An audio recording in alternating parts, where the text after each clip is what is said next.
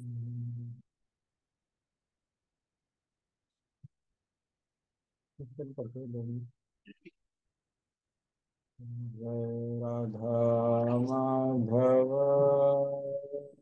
जय कुंज बिहारी। जय राधा माधव, जय कुंज बिहारी।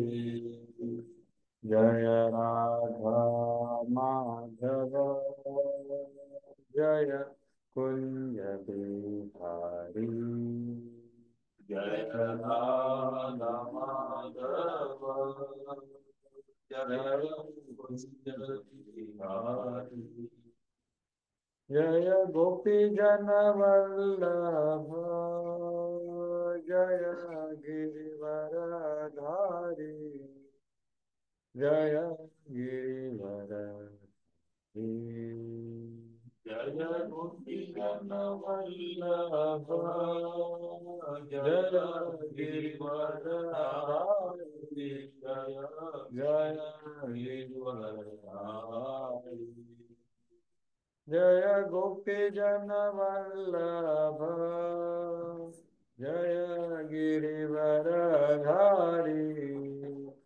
जय गिरिवरधारी। जय गोपी जन वल्लभ, जय गिरिवरधारी। जय गिरिवरधारी। जय यशोदानंदन, जय ब्रज जनरंजन। जय ब्रज जनरंजन। जय यशोदानंदन, जय ब्रज जनरंजन। जय ब्रज जनरंजन। जय यशोदानंदन, जय ब्रज जनरंजन। जय ब्रज जनरंजन। जय यशोदानंदन, जय ब्रज जनरंजन। जय ब्रज जनरंजन। जय तिरवनचारी, जय कुंज बिहारी। जय यमुना तिरवनचारी, जय कुंज बिहारी। जय यमुना तिरवनचारी, जय कुंज बिहारी। जय यमुना किनारी, जय कुंज बिहारी। जय राधा माधव, जय कुंज बिहारी। जय राधा माधव, जय कुंज बिहारी। जय राधा माधव, जय कुंज बिहारी। जय राधा माधव, जय कुंज बिहारी। हमारे भगवत भक्त वृंद की जय, श्री वृंदावन धाम की जय। जय गौर प्रेमानंदे हरि हरि। ओम। ॐ अज्ञानतिमिरन्धस्य ज्ञानाञ्जनशलाकया चक्षुरुन्मिलितं येन तस्मै श्रीगुरवे नमः। श्रीचैतन्यमनोभीष्टं स्थापितं येन भूतले स्वयं रूपः कदा मह्यं ददाति स्वपदान्तिकं। वन्देऽहं श्रीगुरू श्रीयुतापदकमलं श्रीगुरून् वैष्णवांश्च। नमो ॐ विष्णुपादाय कृष्णपृष्ठाय भूतले श्रीमते भक्तिवेदान्त स्वामी निधि नामिने। नमस्ते सारस्वती देवी गौरवाणी प्रचारिणी, निर्विशेष शून्यवादी पाश्चात्यदेशतारिणी। वाञ्छाकल्पतरुभ्यश्च कृपा सिन्धुभ्यैव च पतितानां पावनेभ्यो वैष्णवेभ्यो नमो नमः। जय श्री कृष्ण चैतन्य प्रभु नित्यानंद श्री अद्वैत गदाधर शिवासादि गौर भक्तवृंद। हरे कृष्णा कृष्णा कृष्णा हरे हरे हरे हरे राम राम हरे हरे। त्वं करोत्वाचालं पङ्गुं लङ्कायते कृपातमहं वन्दे शीघ्रं दीर्घताम् स्मातं विगतविक्लवैश्वरस्य सर्वात्मनामहि गृह्णामि यथा मनीषं मुञ्चोजयो गुणविसर्ग अनुप्रविष्ट येत हि पुमाननुवर्णितेन तत्प्रविश्य मम वाचमिमां प्रसुप्तां सञ्जीवयत्यखिलशक्तिधरस्वधाम्ना अन्यस्य हस्तचरणश्रवणत्वकादि प्राणान्नमो भगवते पुरुषाय तुभ्यम्।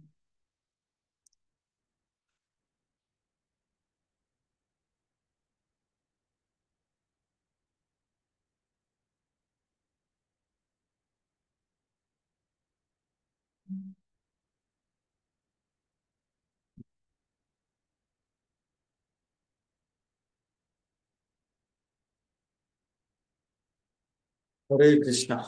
सबका स्वागत है जो प्रत्यक्ष रूप से अप्रत्यक्ष रूप से उपस्थित है। आशा करता है कि आवाज आ रहा है, लेकिन पहले इधर मैसेज है आवाज चला गया। आवाज नहीं आ रहा है क्या ऑनलाइन को? हरे कृष्णा। आ रही। आ रहा है ना? आवाज येतोय? ओके ओके, इधर मैसेज डाला है माता जी ने इसलिए मैंने सोचा ठीक है। हाँ, धन्यवाद। तो हम हमारे श्रृंखला को कंटिन्यू करेंगे आगे। हमने अभी तक यहाँ तक चर्चा किया।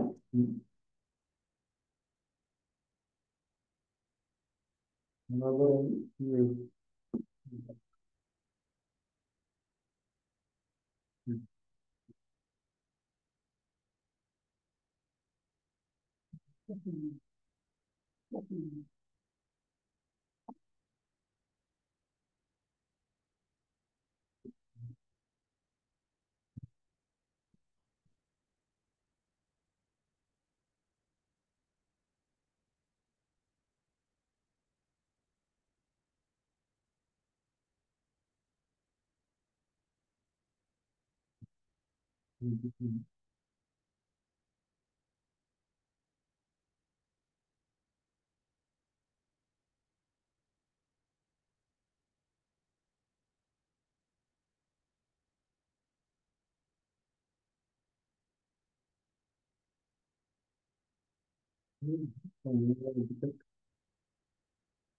ये हुआ है पहले दिन भगवद गीता का महात्म्य।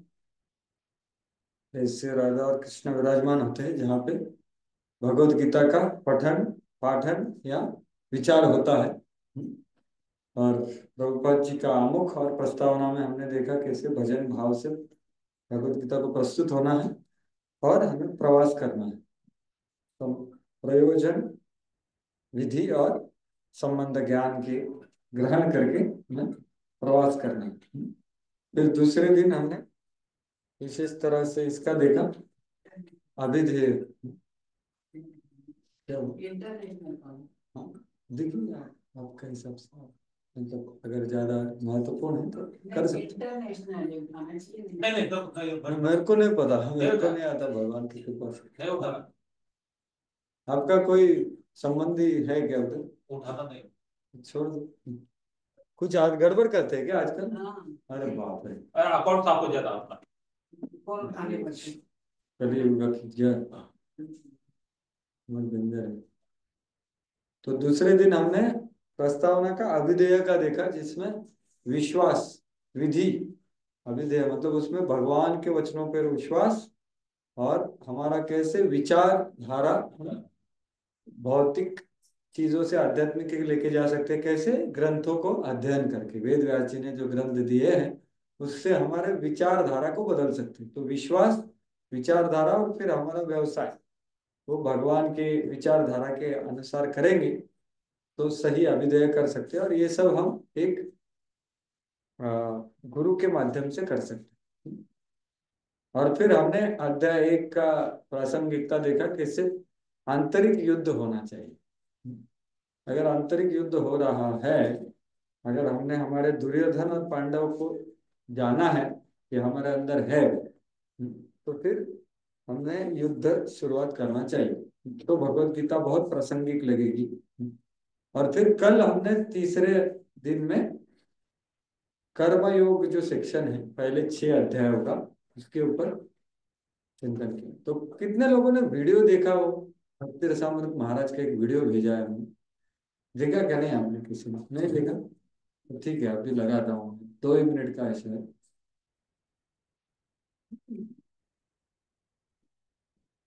उधर डाला है, देखा आपने? ये 2 वीडियो डाले थे हमने इसके ऊपर। अभी देखते हैं, इसके ऊपर आपको आवाज भी आना चाहिए। आज गीता जयंती का पावन दिन है, अच्छा, मोक्षदा एकादशी। तो भगवान भगवद गीता इस दिन पर बोली गई थी। श्री कृष्ण ने अर्जुन को कुरुक्षेत्र के भूमि पर उपदेश प्रदान किया था। भगवद गीता तो बहुत ही प्रसिद्ध ग्रंथ है विश्व भर में। पहले तो केवल भारत में प्रसिद्ध था, अब श्रील प्रभुपाद के प्रयास से, उनकी कृपा से, उनकी शुद्ध भक्ति से अब ये विश्व भर में प्रसिद्ध हो चुका है। श्री विश्वनाथ चक्रवर्ती ठाकुर कहते हैं कि भगवद गीता ये एक ऐसे बक्सा है जिसमें एक जो बहुत मूल्यवान है, जो ये बक्स। तो ये हमने चर्चा किया था ना, तो महाराज वही बता रहे। ध्यान से है, इसको कहते हैं पहले 6 अध्याय कर लो। और फिर जो उसका ढक्कन है इस बक्से का, ये है अंतिम 6 अध्याय ज्ञान योग। अब ये बक्सा, उसका जो ढक्कन है, ये बहुत मूल्यवान वस्तुओं से बना हुआ, कहीं कहीं इसके रत्नों से सुशोभित है, सोना है इसमें, चांदी है, सब कुछ है। परंतु इस बक्से के अंदर एक अनमोल रत्न है जो इतना मूल्यवान है कि इसकी तुलना किसी भी अन्य रत्न से नहीं की जा सकती। तो ये जो रत्न है, अमोल रत्न, ये इस बक्से के अंदर है। और ये वो 6 बीच वाले भक्ति योग। दूसरे शब्दों में भक्ति योग के भगवान श्री कृष्ण की भक्ति एक ऐसे मन है जिसकी तुलना हम अन्य किसी भी आध्यात्मिक रास्ते से या प्रयास से नहीं कर सकते। यही हम चर्चा कर रहे थे, बराबर। बक्सा, तो हमें सबको बक्सा मिला है और हम बांट भी रहे बक्सा, बहुत अच्छी बात है। लेकिन उसका वैल्यू समझना चाहिए, उसका नीचे का क्या है, बाहर का क्या है, वो भी आकर्षक है, लेकिन सबसे महत्वपूर्ण है बीच में। तो वही बताया जा रहा है इधर। और वो बक्सा क्या है? वो सब विधि, और महाराज ने क्या बोला? प्रयास। और हमारा जो, अभी देखो लास्ट में 2 शब्द का इस्तेमाल किया ना महाराज ने, क्या? हम अन्य किसी भी आध्यात्मिक रास्ते से या प्रयास से नहीं कर सकते। रास्ता और प्रयास। तो रास्ता मतलब हमारा अभिधेय होता है, और प्रयास रास्ते के ऊपर हम चलते हैं। तो कौन सा दूसरा रास्ते को हम तुलना नहीं कर सकते, जो बीच वाला रास्ता है भक्ति योग का। तो इसलिए हम जानने का, समझने का प्रयास कर रहे हैं कि भाई दूसरे रास्ते क्या है, कहाँ पे नहीं जाना, वहां का प्रयास नहीं करना। और सही प्रयास क्या है, सही रास्ता क्या है, ये जानना है। इसलिए रास्ता और प्रयास ये दोनों जरूरी है। तो वो हम जान रहे का प्रयास कर रहे हैं अभी। ये एक वीडियो डाला था, और एक वीडियो है, वो हिंदी में नहीं मिला मेरे को, इंग्लिश में है। लेकिन मैं बताता हूँ, आप इंग्लिश में सुनिए और मैं बताता हूँ हिंदी में, ठीक है? बहुत अच्छा। The great message of the Bhagavad Gita is that it teaches you how to live, how to love, how to let go. If you learn these three powerful principles, it's an absolute game changer. The first 6 chapters of the Bhagavad Gita are all about karma yoga. This is the yoga of how to live. People are living, but are they really living? If there's no creativity, if there's no... तो वो क्या बोल रहे हैं, भगवत गीता समझने के लिए तीन तीन चीज दिया है। वो क्या बोल रहे हैं, 3 चीज सिखाया भगवत गीता में। यहाँ पर शब्द देखेंगे बहुत अच्छे, 3 शब्द है। क्या है? टू लिव मतलब जीना, और दूसरा टू लव मतलब प्रेम करना, और तीसरा टू लेट गो मतलब अनासक्ति, वो ज्ञान योग। तो ये 3 चीज 3 अध्याय सिखाते हैं, ये बता रहे। तो अब सुनिए अच्छी तरह।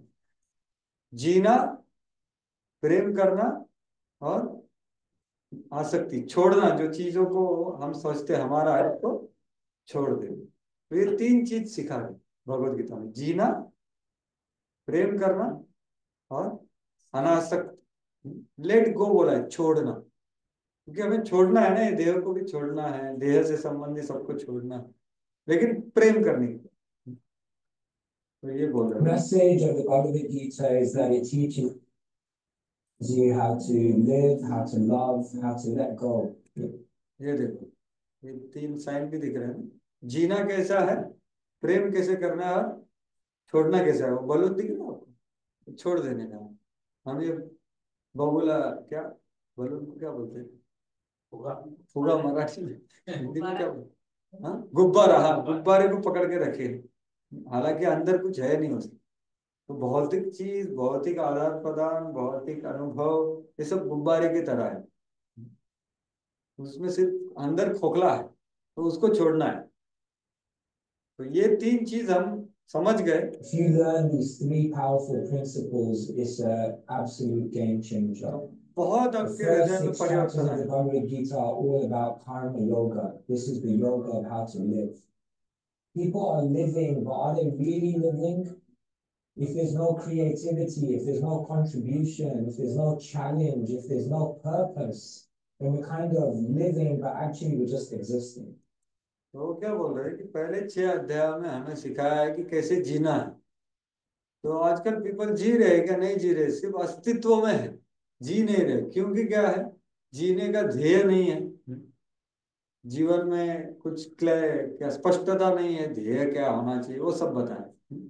सिर्फ जैसा वेजिटेबल होता है वो, वैसा सिर्फ अस्तित्व में होता है वैसे। तो हम किसी का सेवा नहीं करते, चैलेंज नहीं, कंट्रीब्यूशन नहीं, 4 चीजें बताया उन्होंने।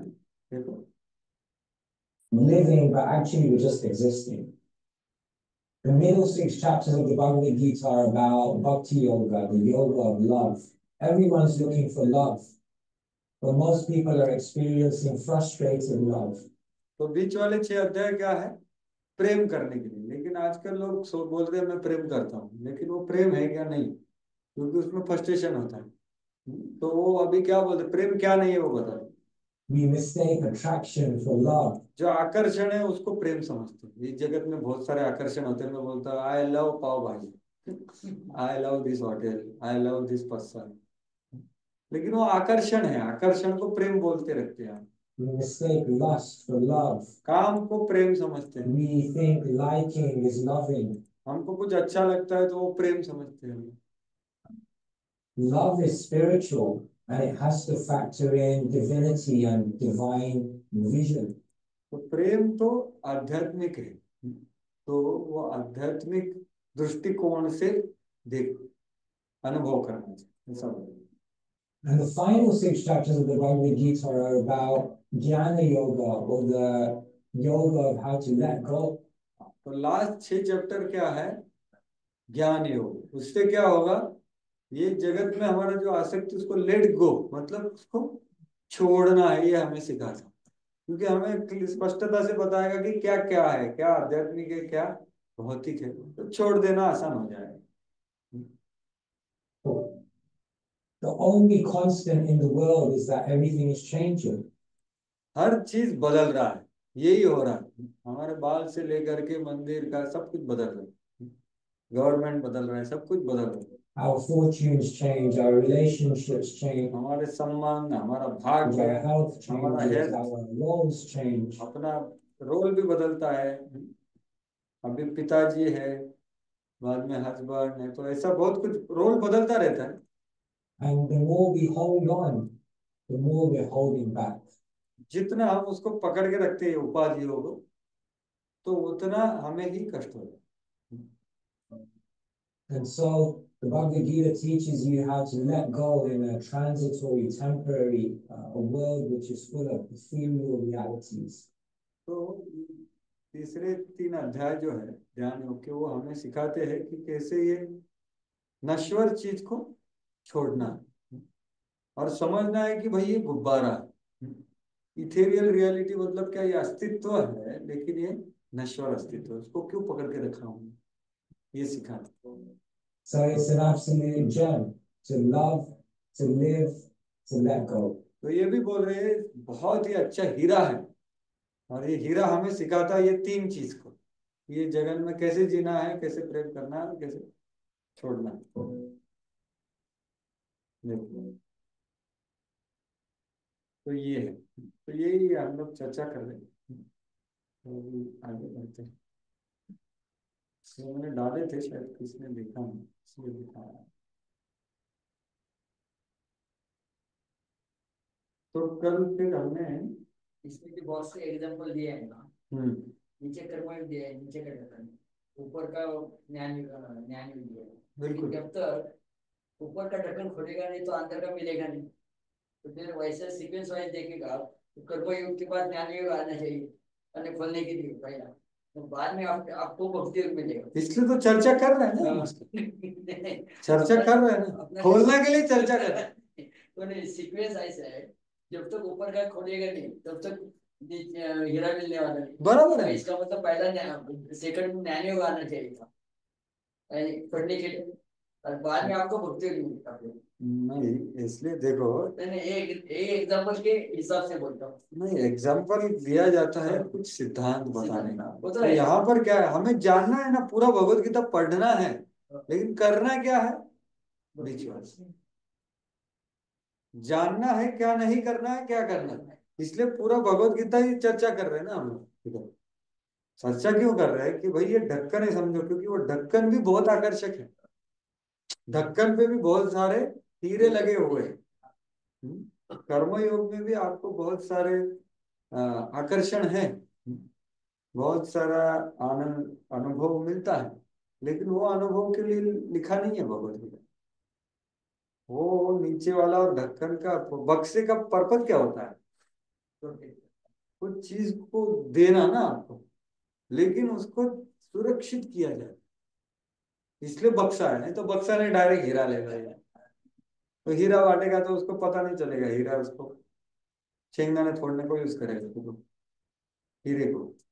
तो हीरे को भगवान ने अच्छे से सुरक्षित करके रखा है 2 इसमें। तो इसलिए ये जानना है। तो हमने पहले 5-6 अध्याय का 6वां अध्याय तो कुछ चर्चा नहीं किया, लेकिन पहले 2 से 5 का थोड़ा संक्षिप्त में चर्चा किया है, बराबर। और फिर अष्टांग योग का तो नहीं किया, हमें करना भी नहीं, लेकिन आज बहुत ही संक्षिप्त में बता दूंगा मैं। और फिर भक्ति योग का अवलोकन आज करने का हमारा मानस है। तो जैसे हम हमेशा करते हैं, पहले कुछ हम कल क्या चर्चा की है उसके ऊपर थोड़ा चिंतन करेंगे। तो बताइए आप, क्या हमने चर्चा किया कल, कोई बता सकता है? कोई भी? यस, बताइए। किसको बताना है, प्रत्यक्ष रूप से या प्रत्यक्ष रूप से, ऑनलाइन डिवोटीज, ऑफलाइन, ऑनलाइन, किसको बताना है कि कल हमने क्या चर्चा किया? कुछ आपके स्मरण में है कल का, कुछ आपको लगा कि हाँ ये महत्वपूर्ण था? हरे कृष्णा। हाँ हाँ, अश्विनी माता जी बताइए। कल आपने बताया था प्रभु जी कि अर्जुन को विषाद योग क्यों हुआ, क्योंकि वो उसके मन में करुणा और दया थी। और बाद में बताया था इंद्रियम संयम कैसे रखना है। हाँ, अर्जुन को विषाद योग क्यों हुआ था? क्योंकि उनके मन में दया और करुणा थी और वो दयालु हाँ, थे। ये आत्मज्ञान की जिज्ञासा किसके हृदय में हो सकती है? जिसके मन में दया और करुणा का भाव है, इसलिए उनको यह आत्मज्ञान का प्रश्न हो सकता है, जिज्ञासा हो सकती है। तो ये इसलिए बहुत सही बताया आपने, इसका चर्चा किया। और दूसरा चीज क्या बताया आपने? तो अर्जुन तो उलझन में पड़ गया चढ़ गए थे। एक मिनट, ये बता रहे हैं मतलब। हाँ माता जी, और एक चीज बताया ना आपने कुछ। इंद्रिय संयम कैसे रखना है वो एक बताया था, उसमें तितिक्षा बताया था आपने। क्या क्या? इंद्रिय संयम। जा रहा है क्या? इंद्रिय सही। इंद्रिय संयम का तो हमने चर्चा ज्यादा नहीं किया, महत्वपूर्ण है वो। ठीक है, और प्रभु जी बोलना चाहते हैं कुछ? अर्जुन दुविधा में पड़ गए। हाँ। क्या करूं क्या नहीं करूं। हम्म। तो उसके बारे में क्या हमने दिखाया? प्रभुपाद जी क्या लिखते हैं? ये जगत ऐसा बनाया है कि हर आदमी दुविधा में पड़ेगा, और अगर वो प्रामाणिक है तो वो दुविधा को प्रकट करेगा, व्यक्त करेगा। और वो प्रामाणिक नहीं है तो फिर सेल्फी निकालेगा बहुत अच्छा बड़ा स्माइल के साथ। दुविधा है अंदर, दुख है, लेकिन बाहरी रूप से वो क्या दिखाएगा? अरे मस्त, कैसे है, बड़े मजे में। जो प्रामाणिक है वो दुविधा में जानता है मैं दुविधा में हूं, और उसको प्रकट करता है, तो उसे निकलेगा। प्रकट करता है। और दुविधा में पड़ने के बाद क्या होता है? वो क्या करता है अर्जुन? दुविधा में पड़ गया, उसको व्यक्त कर दिया भगवान से कि मैं जान नहीं रहा हूं, इनको मारा जाए या छोड़ दिया जाए, मार दिया जाए, क्या करना है समझ में नहीं आ रहा मुझे। तो फिर क्या किया उसने? शरणागति। शरणागति कि भाई आप अभी दोस्त नहीं हो मेरे, आप मेरे गुरु, मेरे को आप शिष्य बनाओ। तो ये भाव बहुत जरूरी है। तो फिर भगवत गीता शुरू होगी अभी, नहीं तो क्या होगी? नहीं होगी। फिर मैत्री का ही चलता रहेगा। भगवान भी मैत्री से बोलेंगे, आप भी बोलेंगे, नहीं छोड़ो, देखते। तो शरणागति ये सबसे जरूरी चीज है कृष्ण को। और कृष्ण कैसे? गुरु के द्वारा, गुरु को शरणागत होकर के हमें उनका आदेश का पालन करने का इच्छा करना चाहिए। तो अर्जुन वही बोला ना कि मेरे को शिष्य बनाओ, बराबर। और फिर बोला तो भी मैं फाइट नहीं करूंगा, ये हमारा स्थिति है। मतलब शिष्य बनाओ और फिर करो फाइट। फिर वो बोले नहीं करो, आप मेरे को कन्विंस करो पहले कि ये युद्ध करना मेरे लिए कैसे श्रेयस है, ये आप मुझे समझाओ। मैं थोड़ा लग रहा है मेरे को श्रेयस नहीं लग रहा है, दुविधा में।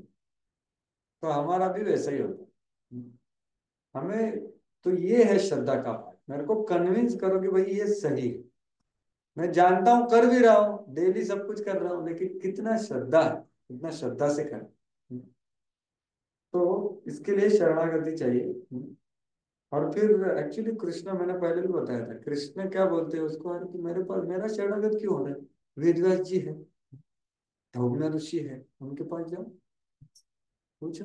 और इतना अभी दुख हो रहा है ना, अभी युद्ध लड़ो, आप अच्छे शक्तिशाली हो, आप जीत जाओगे, फिर दुख चला जाएगा। आप अपना अच्छा मैत्री को तोड़ क्यों रहे हो? ऐसे कृष्ण पूछते।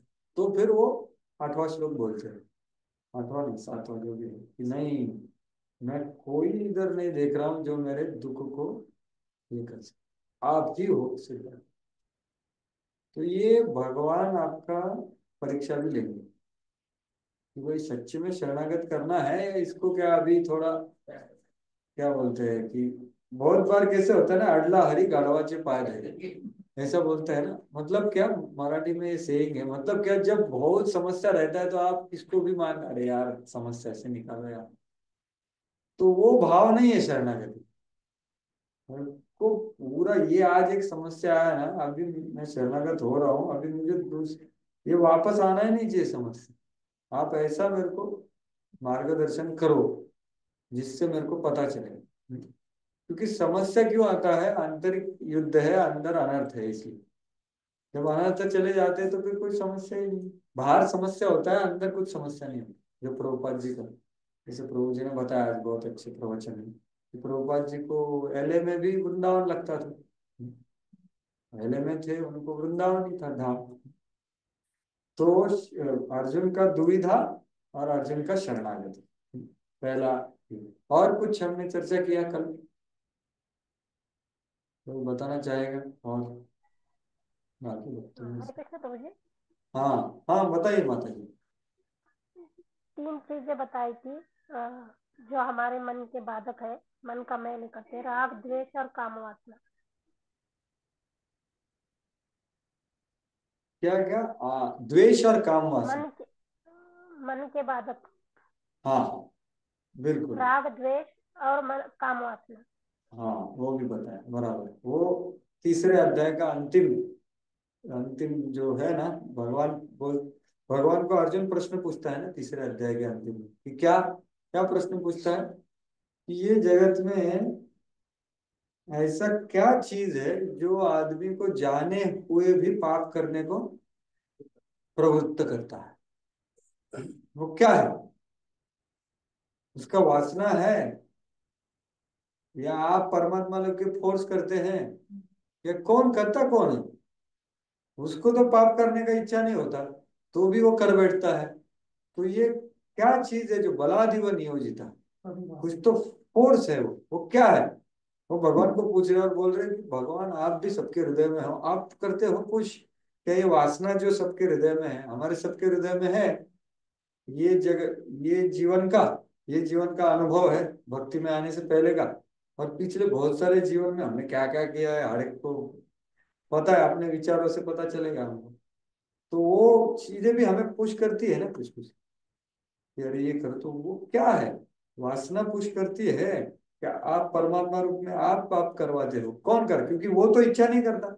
अनिच्छन्नपि वार्ष्णेय बलादिव नियोजित, ये जो प्रश्न है, इसके उत्तर में मैंने वो बताया जो माता जी अच्छी तरह से बता रही थी, कि हे अर्जुन, ये वासना आपको प्रवृत्त नहीं करता, काम का इच्छा प्रवृत्त करता। तो वासना मतलब क्या कि आपके सामने विषय वस्तु कौन सा आएगा, वो आपके प्रारब्ध के हिसाब से आएगा। प्रारब्ध समझ रहे हैं? आपका जो कर्म है उसके हिसाब से आपके सामने जो आने वाला है वो आएगा ही। वैसा आएगा। और आपके आपके का वासना मतलब जो पहला हमारे पास सब है कर्म, उसके हिसाब से आपको लगेगा कि ये अच्छा है ये बुरा है। नहीं, इसको वासना बोलते हैं। ये आपके सामने आएगा, प्रस्तुत होगा, लेकिन उसके बाद आप क्या करोगे वो है काम वासना। जैसे अजामिल को उसके प्रारब्ध की वजह से दिख गया एक वैश्या और एक आदमी गलत कार्य कर रहे हैं पब्लिक में, तो ये उनके प्रारब्ध में था। लेकिन उसके बाद में उसने जो क्रिया किया वो काम वासना है। क्रिया, पहले विचार फिर क्रिया, तो ये सब काम वासना से चालू हुई। मतलब क्या कि टेम्पटेशन मतलब क्या बोलते हैं, कुछ विषय वस्तु सामने आ गई तो हमें उसका प्रभाव पड़ता है। तो वो प्रभाव हमारे काम वासना की वजह से है, प्रभाव।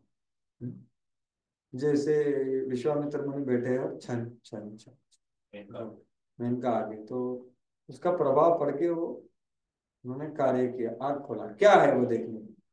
लेकिन उसके बाद जो इच्छा हुआ वो काम वासना है।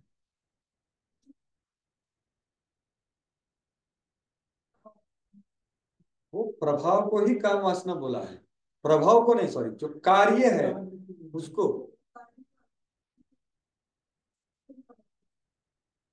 हाँ वही, पहले देखो, भगवान की तरफ जाने से पहले हमें जानना है प्रॉब्लम किधर है। तो वही पूछ रहे, प्रॉब्लम क्या है? काम वासना प्रॉब्लम। तो युद्ध कहाँ होता है? आज अजामिल ने भी युद्ध किया एक्चुअली।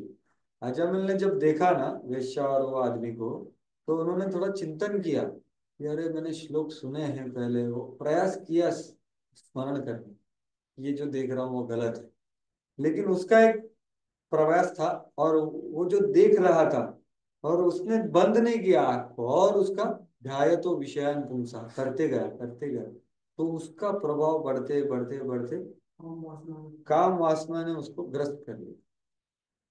तो उसका भी युद्ध हुआ, लेकिन कौन जीत गया? दुर्योधन जीत गया। और फिर क्या हो गया? फिर वो चला गया उधर से, और फिर घर पे जाके क्या कार्य किया उसने?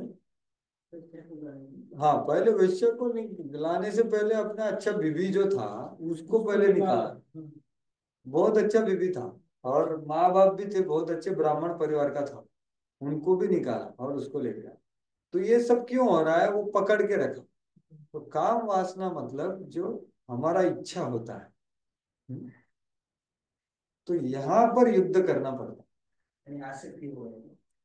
आसक्ति वगैरह तो बाद में। ध्यायतो विषयान पुंसः संगास्तेषु उपजायते, ये 2.61-62। तो ये जो पतन होने का ये एक सोपान है। सोपान समझ रहे हो? उल्टा सोपान है। हाँ, गिरने का ये है सोपान, सोपान सीढ़ी है। तो पहला क्या होता है, विषयों के ऊपर ध्यान कर। भी दिख गया है तो फिर ठीक है, जानो, अरे मूर्ख ये क्या देख रहा है, नहीं देखना। ऐसा बोला गुरु महाराज बोले है, शास्त्र बोल रहा है, धाय तो विषान पूछा, नहीं देखना। तो ये युद्ध करेगा तो वो बोलेगा चलो छोड़ो इधर से, तो ज्यादा नहीं सोचेगा। नहीं तो बोलेगा गौरांगा बोल दिया तो शक्ति मिलेगा उसे। लेकिन नहीं बोला तो क्या होगा, और दूसरी बार, तीसरी बार, चौथी बार, फिर वो दुर्योधन जीत गया। फिर इधर पांडव लोग बोल रहे लेकिन कुछ सुना नहीं देगा उसे। तो ये जो है, ये बताया तीसरे अध्याय। तो काम वासना ये सबसे बड़ा शत्रु है। और वो प्रकट कैसे होता है, राग और द्वेष के। उसके दो पहलू है। क्या है, राग और द्वेष। राग मतलब जो विषय वस्तु चाहिए उसमें आसक्ति, और द्वेष ये बीबी के ऊपर। आसक्ति हो गया वेश्या के ऊपर, और द्वेष हो गया बीबी और अपने पेरेंट्स, परिवार के ऊपर द्वेष हो गया। तो राग और द्वेष, तो ये मन के, ये राग और द्वेष सबसे बड़े बाधक है, जैसे माता जी ने बताया, हम कल चर्चा की। तो राग और द्वेष ये बाधक है ना, तो इसके लिए काम इच्छा, काम इच्छा से ये होता है। तो अभी हमारे पहले वाले राग द्वेष है, उसके साथ हमें युद्ध करना, दूसरा राग पैदा करना पड़ेगा। और तब भी मराठी में वाला राग आएगा, मराठी वाला राग आएगा, कोई बात नहीं, मराठी वाला राग आएगा। सो ये जरूरी है, ये तीसरे अध्याय में बोला। तो कर्म योग से सीखना क्या है, ये सीख। आप इतना अच्छा कार्य करते रहेंगे तो भी बीच में कुछ विषय वस्तु आएगा, तो हमें उससे कैसे प्रस्तुत होना। विषय वस्तु को बंद कर सकते हैं। हमें बोला अरे छोड़ना, मैं ब्रह्मचारी की रूम में बैठता हूँ, कभी बाहर ही नहीं आऊंगा, ना रहेगा बांस, ना बजेगी बांसुरी, और सिर्फ बजेगी एक बांसुरी, वो है वृंदावन चंद्र की बांसुरी, हरि बोल। तो कितना आसान है ना। लेकिन ऐसा कर सकते हैं कि नहीं, अंदर बांसुरी बज रहा है। तो हमें ये विषयों से डील करना पड़ेगा, ये जगत से प्रस्तुत होना पड़ेगा, तब युद्ध पता चलेगा। नहीं तो बोलेगा यार ना रहेगा, युद्ध करने का ही नहीं ना, इधर ही बैठे रहो। अरे लेकिन अंदर अनर्थ है ना पहले वाले, वो आएंगे ना, वो उसको क्या कर सकते, उसको तो कर नहीं करते। तो इसलिए ये जगत में प्रस्तुत होना है। इसलिए प्रभुपाद जी ने बुक डिस्ट्रीब्यूशन खोला। तो हम लोग कल अभी एफसी रोड में गए थे, बाप रे, एफसी रोड तो एकदम पावरफुल जगह। लेकिन उधर क्या बोला प्रभुपाद जी ने, पुस्तक वितरण कर। तो कोई भी हो आप बताइए भाई, ये भगवान का मैसेज है, तो युद्ध हो सकता है। नहीं तो बोलेंगे छोड़ो हम लोग इधर नहीं, अंदर है ना। तो ये जगत में हमको जीना है, जीना है तो आपको आदान प्रदान कार्य करना पड़ेगा ना। पापी पेट का सवाल है, हर एक को कुछ ना कुछ तो करना ही पड़ता है।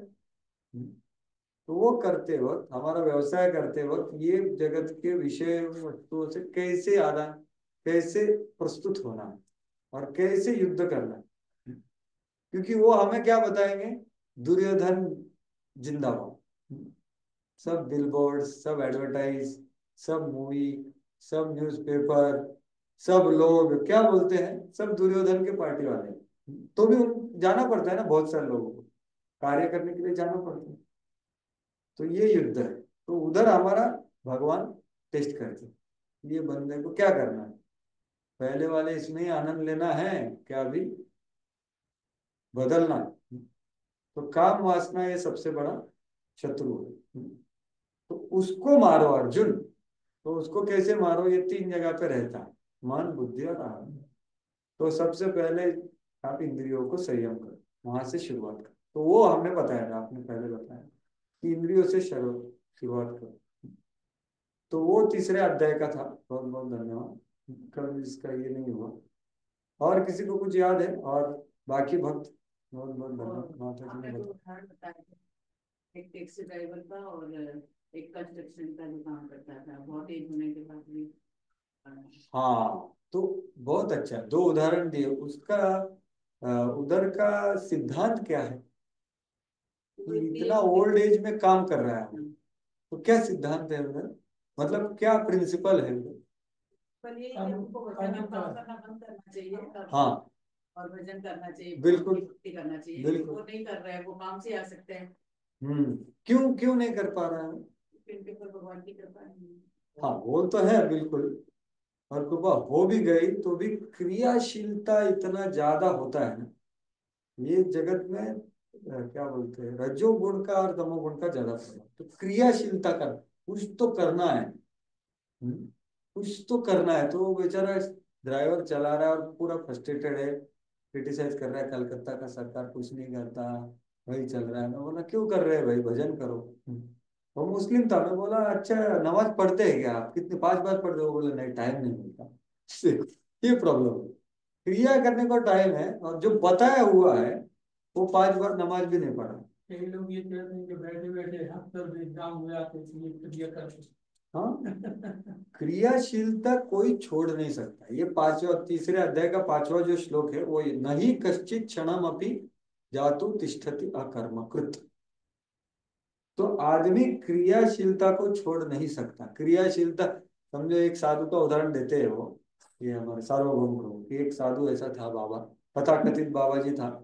वो ऐसा ध्यान लगा के बैठा था और कुछ लोग आए उधर दर्शन लेने के लिए मंदिर का। तो वो बोले भाई हमारा थोड़ा सामान रख लो इधर, चप्पल भी रखते हैं, तो रखे क्या? तो बोला हाँ रखो, बिल्कुल रखो। तो वो देखा थोड़ा उसमें कुछ मिलने लायक है हमारे, तो वो चले गए। तभी उसका कुछ कुछ लक्ष्मी या कुछ तो था, वो अपने धोती के पीछे छुपा दिया और वापस ध्यान कर लिया। फिर वो आए तो वो बोले हाँ हो गया दर्शन? तो हाँ ले जाओ भाई सामान। तो वो लेके जा रहे थे तो भी क्या हुआ, हवा आया। हवा आने से क्या हो गया, वो धोती उड़ के उनका वो दिख गया, वो छुपा। स्वामी जी ये हमारा लगता है और आपका है क्या? तो ये उदाहरण दिया सार्वभौम प्रभु ने। वो बोले सिर्फ क्रिया छोड़ के आप सिद्धि प्राप्त नहीं कर सकते। ये आदमी कुछ क्रियाशील तो है नहीं, लेकिन अंदर क्या सोच रहा है? तो ये मिथ्याचारी है। ये 6वां श्लोक, भगवत 3.6, कि भाई आपका मन और बुद्धि तो कार्य करेगा ना। आप क्रिया नहीं करोगे तो मन बुद्धि कार्य करेगा। तो क्रियाशीलता को नहीं छोड़ सकते। उससे अच्छा है वही है बाबा जी छोड़ के कुछ कार्य करो। इसलिए प्रभुपाद जी ने जो सिस्टम बनाया ना, बहुत क्रियाशीलता है उसमें। तो ये सिद्धांत था उसमें कि आजकल लोग इतना ओल्ड होने के बाद भी भजन क्यों नहीं कर पाए, क्योंकि भजन इतना आसान नहीं है। क्रिया और हम कर भी लेंगे, भजन में भजन भाव सबसे जरूरी है, वो लाने के लिए हम चर्चा करें। तो ये क्रियाशीलता का जो आपने बताया बहुत महत्वपूर्ण चीज है। तो इस वो भी बताया। और कुछ लास्ट चीज और किसी को बताना है कुछ? युद्ध के बारे में आपने बता ही दिया, युद्ध के बारे में बता ही दिया। जो अध्यात्म में और भौतिक यज्ञ, चलता है अंदर युद्ध, सभी युद्ध, लोगों के, हाँ सभी लोगों के अंदर युद्ध, युद्ध। हाँ बिल्कुल, उसका भी हमने चर्चा किया विस्तार से, कैसे वो बहुत जरूरी है। आंतरिक युद्ध मतलब क्या? आंतरिक हमारे विचार, मन और बुद्धि का वार्तालाप होना चाहिए। समझ रहे हैं? मन और बुद्धि का वार्तालाप होना चाहिए। और वो बुद्धि गुरु साधु शास्त्र वाला बुद्धि चाहिए कि भाई शास्त्र ये बोल रहा है, गुरु जी ये बोल रहे, साधु ये बोल रहे, और तू ये बोल रहा है मन, मूर्ख मन, चल चुप बैठ, ये नहीं करना। वो बोलेगा नहीं थोड़ा देख लो ना मोबाइल पे, थोड़ा सा न्यूज देख लेते, थोड़ा सा और एक हो जाए। अरे गलत है, क्यों देख रहे हैं? तो ये वार्तालाप होना मतलब युद्ध है। जितना आप आदेश को पकड़ोगे उतना युद्ध कर सकते, नहीं तो छोड़ दोगे। चलो मन के घोड़े पे सवार होके फिर चलते रहेंगे, फिर भजन भी चलता रहेगा और ये भोग भी चलता है। तो फिर युद्ध, जितना हम युद्ध में उतरेंगे उतना भगवत गीता बहुत आपके लिए खुल जाए। आपको पता चलेगा कि भाई अरे हाँ ये करो ये करो। इसलिए सैन्य निरीक्षण जरूरी है, सिर्फ युद्ध नहीं है, सैन्य का निरीक्षण भी करना क्या क्या है। और जितना आप देखोगे दुर्योधन, दुशासन, शकुनी, और जितना मारोगे उतना लगेगा अरे अरे ये कब खत्म होगा। उनका शक्ति आता ही रहेगा, लेकिन आपको युद्ध करने में आनंद आएगा। ये भक्ति का विशेष है। जितना आप युद्ध में युद्ध करोगे प्रामाणिकता से उतना भगवान आपको अंदर अनुभव देंगे। अगर युद्ध नहीं करेंगे और चलता रहेगा तो कुछ नहीं। तो इसलिए युद्ध के बारे में भी बताया कि बाहर के लोग भी युद्ध कर रहे हैं, वो भी मन बुद्धि से लड़ रहे हैं, लेकिन उनका जो बुद्धि है ना वो भौतिक बुद्धि है। वो क्या करता है, मन बोलता है चलो भोग करो, तो बुद्धि बोलता है हाँ अच्छा किधर मिलेगा उधर जाएंगे, तो वो भी बुद्धि और मन का बोलते हैं, लेकिन वो पूरा भोग के लिए होता है। उनका भी संघर्ष है ना, अस्तित्व के लिए संघर्ष। जैसे रावण ने कितना किया भोग, तो भी उसका कभी इच्छा पूरा हुआ क्या, संतुष्ट हुआ क्या, वो नहीं हुआ। और चाहिए और चाहिए और। आजकल लोग खाने के लिए कहाँ कहाँ नहीं जा रहे, मतलब ये तो ये सब बुद्धि यूज कर रहे हो, लेकिन गलत चीज के लिए। हमारा क्या, बुद्धि और मन का जो वार्तालाप है इसको बोलते हैं इंटरनल डायलॉग, आंतरिक वार्तालाप। ये आंतरिक वार्तालाप और आंतरिक युद्ध ये होना चाहिए। और फिर ये आंतरिक युद्ध आप वैष्णव को प्रस्तुत करेंगे तो फिर क्या हो रहा है, आप वैष्णव को आपके साइड में ले रहे हैं युद्ध में, तो वो शक्तिशाली रहेगा तो फिर आप वो युद्ध जीत जाओगे। लेकिन क्या बोलते हैं ना, बैटल और वॉर, मतलब हमारा एक युद्ध नहीं है, बहुत सारे हैं। तो एक जीतेंगे तो आपको थोड़ा ये आएगा, फिर और एक ये चलता रहेगा। तो ये भगवत गीता की प्रासंगिकता है, इसलिए पहला अध्याय बहुत जरूरी है। हम भी कारण देते हैं, हमारा दिमाग लगा कि गुरु महाराज बोल रहे ये करो, हम बोलते नहीं ये ठीक नहीं है तो ये नहीं करेंगे। तो वो मैं बताया। तो अभी आगे जाने से पहले अभी भक्ति योग का आज अवलोकन करेंगे। उसके पहले मैं अधिकार के बारे में थोड़ा बोलना चाहूंगा। 11वें स्कंद से उद्धव गीता, तो ये भगवत गीता है और दूसरी क्या है, उद्धव गीता, जो उद्धव को बताई 11वें स्कंद में भगवान। तो वहां पर भगवान क्या बोल रहे हैं, तो वो जस्ट 2-3 श्लोक दिखाऊंगा आपको और फिर हम उसको देखेंगे 5 मिनट में। तो श्लोक संख्या है 11, 20, 11, 20, 6। ये आप जाके हिंदी में पढ़ना है तो पढ़ सकते हैं, बहुत महत्वपूर्ण है। जो हम बक्सा चर्चा कर रहे हैं ना भगवान का, वही है।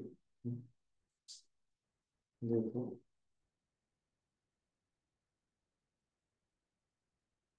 ठीक है, प्रश्न का देखने का जरूरत नहीं है, हमें समय नहीं है। तो देखो ये क्या बोल रहे हैं भगवान, आप देख पा रहे हैं इधर। श्री भगवान वाच, योगस्त्रयो मया प्रोक्ता नृणाम श्रेयो विदित्सया। कि भाई हे उद्धव, मैंने जो 3 तरह के योग बोले हैं, त्रयो योगा प्रोक्ता, प्रोक्ता मतलब मैंने बोला है, तो किसके लिए है, नृणाम श्रेयो विदित्सया, हर एक जनता के श्रेय के लिए मैंने बोला है। 3 नाम क्या है उसका, ज्ञानम कर्मश्च भक्तिश्च, ज्ञान योग, कर्मयोग, भक्ति योग, नो पायो अन्योस्ति कुत्रचित। ये 3 छोड़ करके कौन सा भी उपाय अस्तित्व में नहीं है, ये भगवान बोल रहे हैं। अभी श्रेय चाहते हो ना, तो ये 3 रास्ते मैंने बनाए। भगवान बोल रहे हैं मैंने ये 3 रास्ते बनाए। आजकल लोग बहुत रास्ते बना रहे हैं, वो रास्ते से आप किधर नहीं जाओगे, ये रास्ते से श्रेय में जा सकते। भगवान बोल ठीक है ये 3 है, तो कैसे के लिए बनाया है देखो, ये तो बता दिया मैंने मीनिंग आपको। तो कौन सा योग किसके लिए, तो 3 योग क्यों बनाया भगवान ने, एक ही योग बनाना था। आप सोचते हैं क्यों 3 बनाए, कुछ कारण, कुछ विचार है आपका कि 3 रास्ते क्यों बनाए, एक ही रास्ता बना देते भगवान, एक हाईवे बना दो है, भगवत गीता भगवत धाम का हाईवे। 3 रास्ते बनाए, 3 ऑप्शन दे दिया, क्यों दिया। जिसकी इच्छा है वो मतलब ज्ञान से है तो ज्ञान में, और जिसका भक्ति में है तो भक्ति का रास्ता पकड़े। 3 प्रकार के लोग हैं। लोग एक प्रकार के लोग नहीं है। इनका ज्ञान में है तो फिर तीन ही प्रकार के लोग हैं क्या जगत में? तीन रास्ते बताए हैं ना। हाँ, तो तीन ही प्रकार के हैं क्या फिर?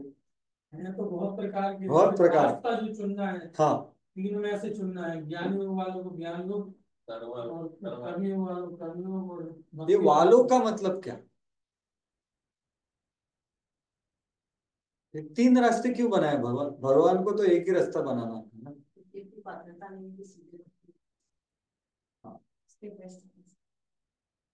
पात्रता, योग्यता और इच्छा, जैसे आपने बताया इच्छा और पात्रता, ये दो चीज के लिए सबका इच्छा नहीं होता, सबका पात्रता नहीं होता।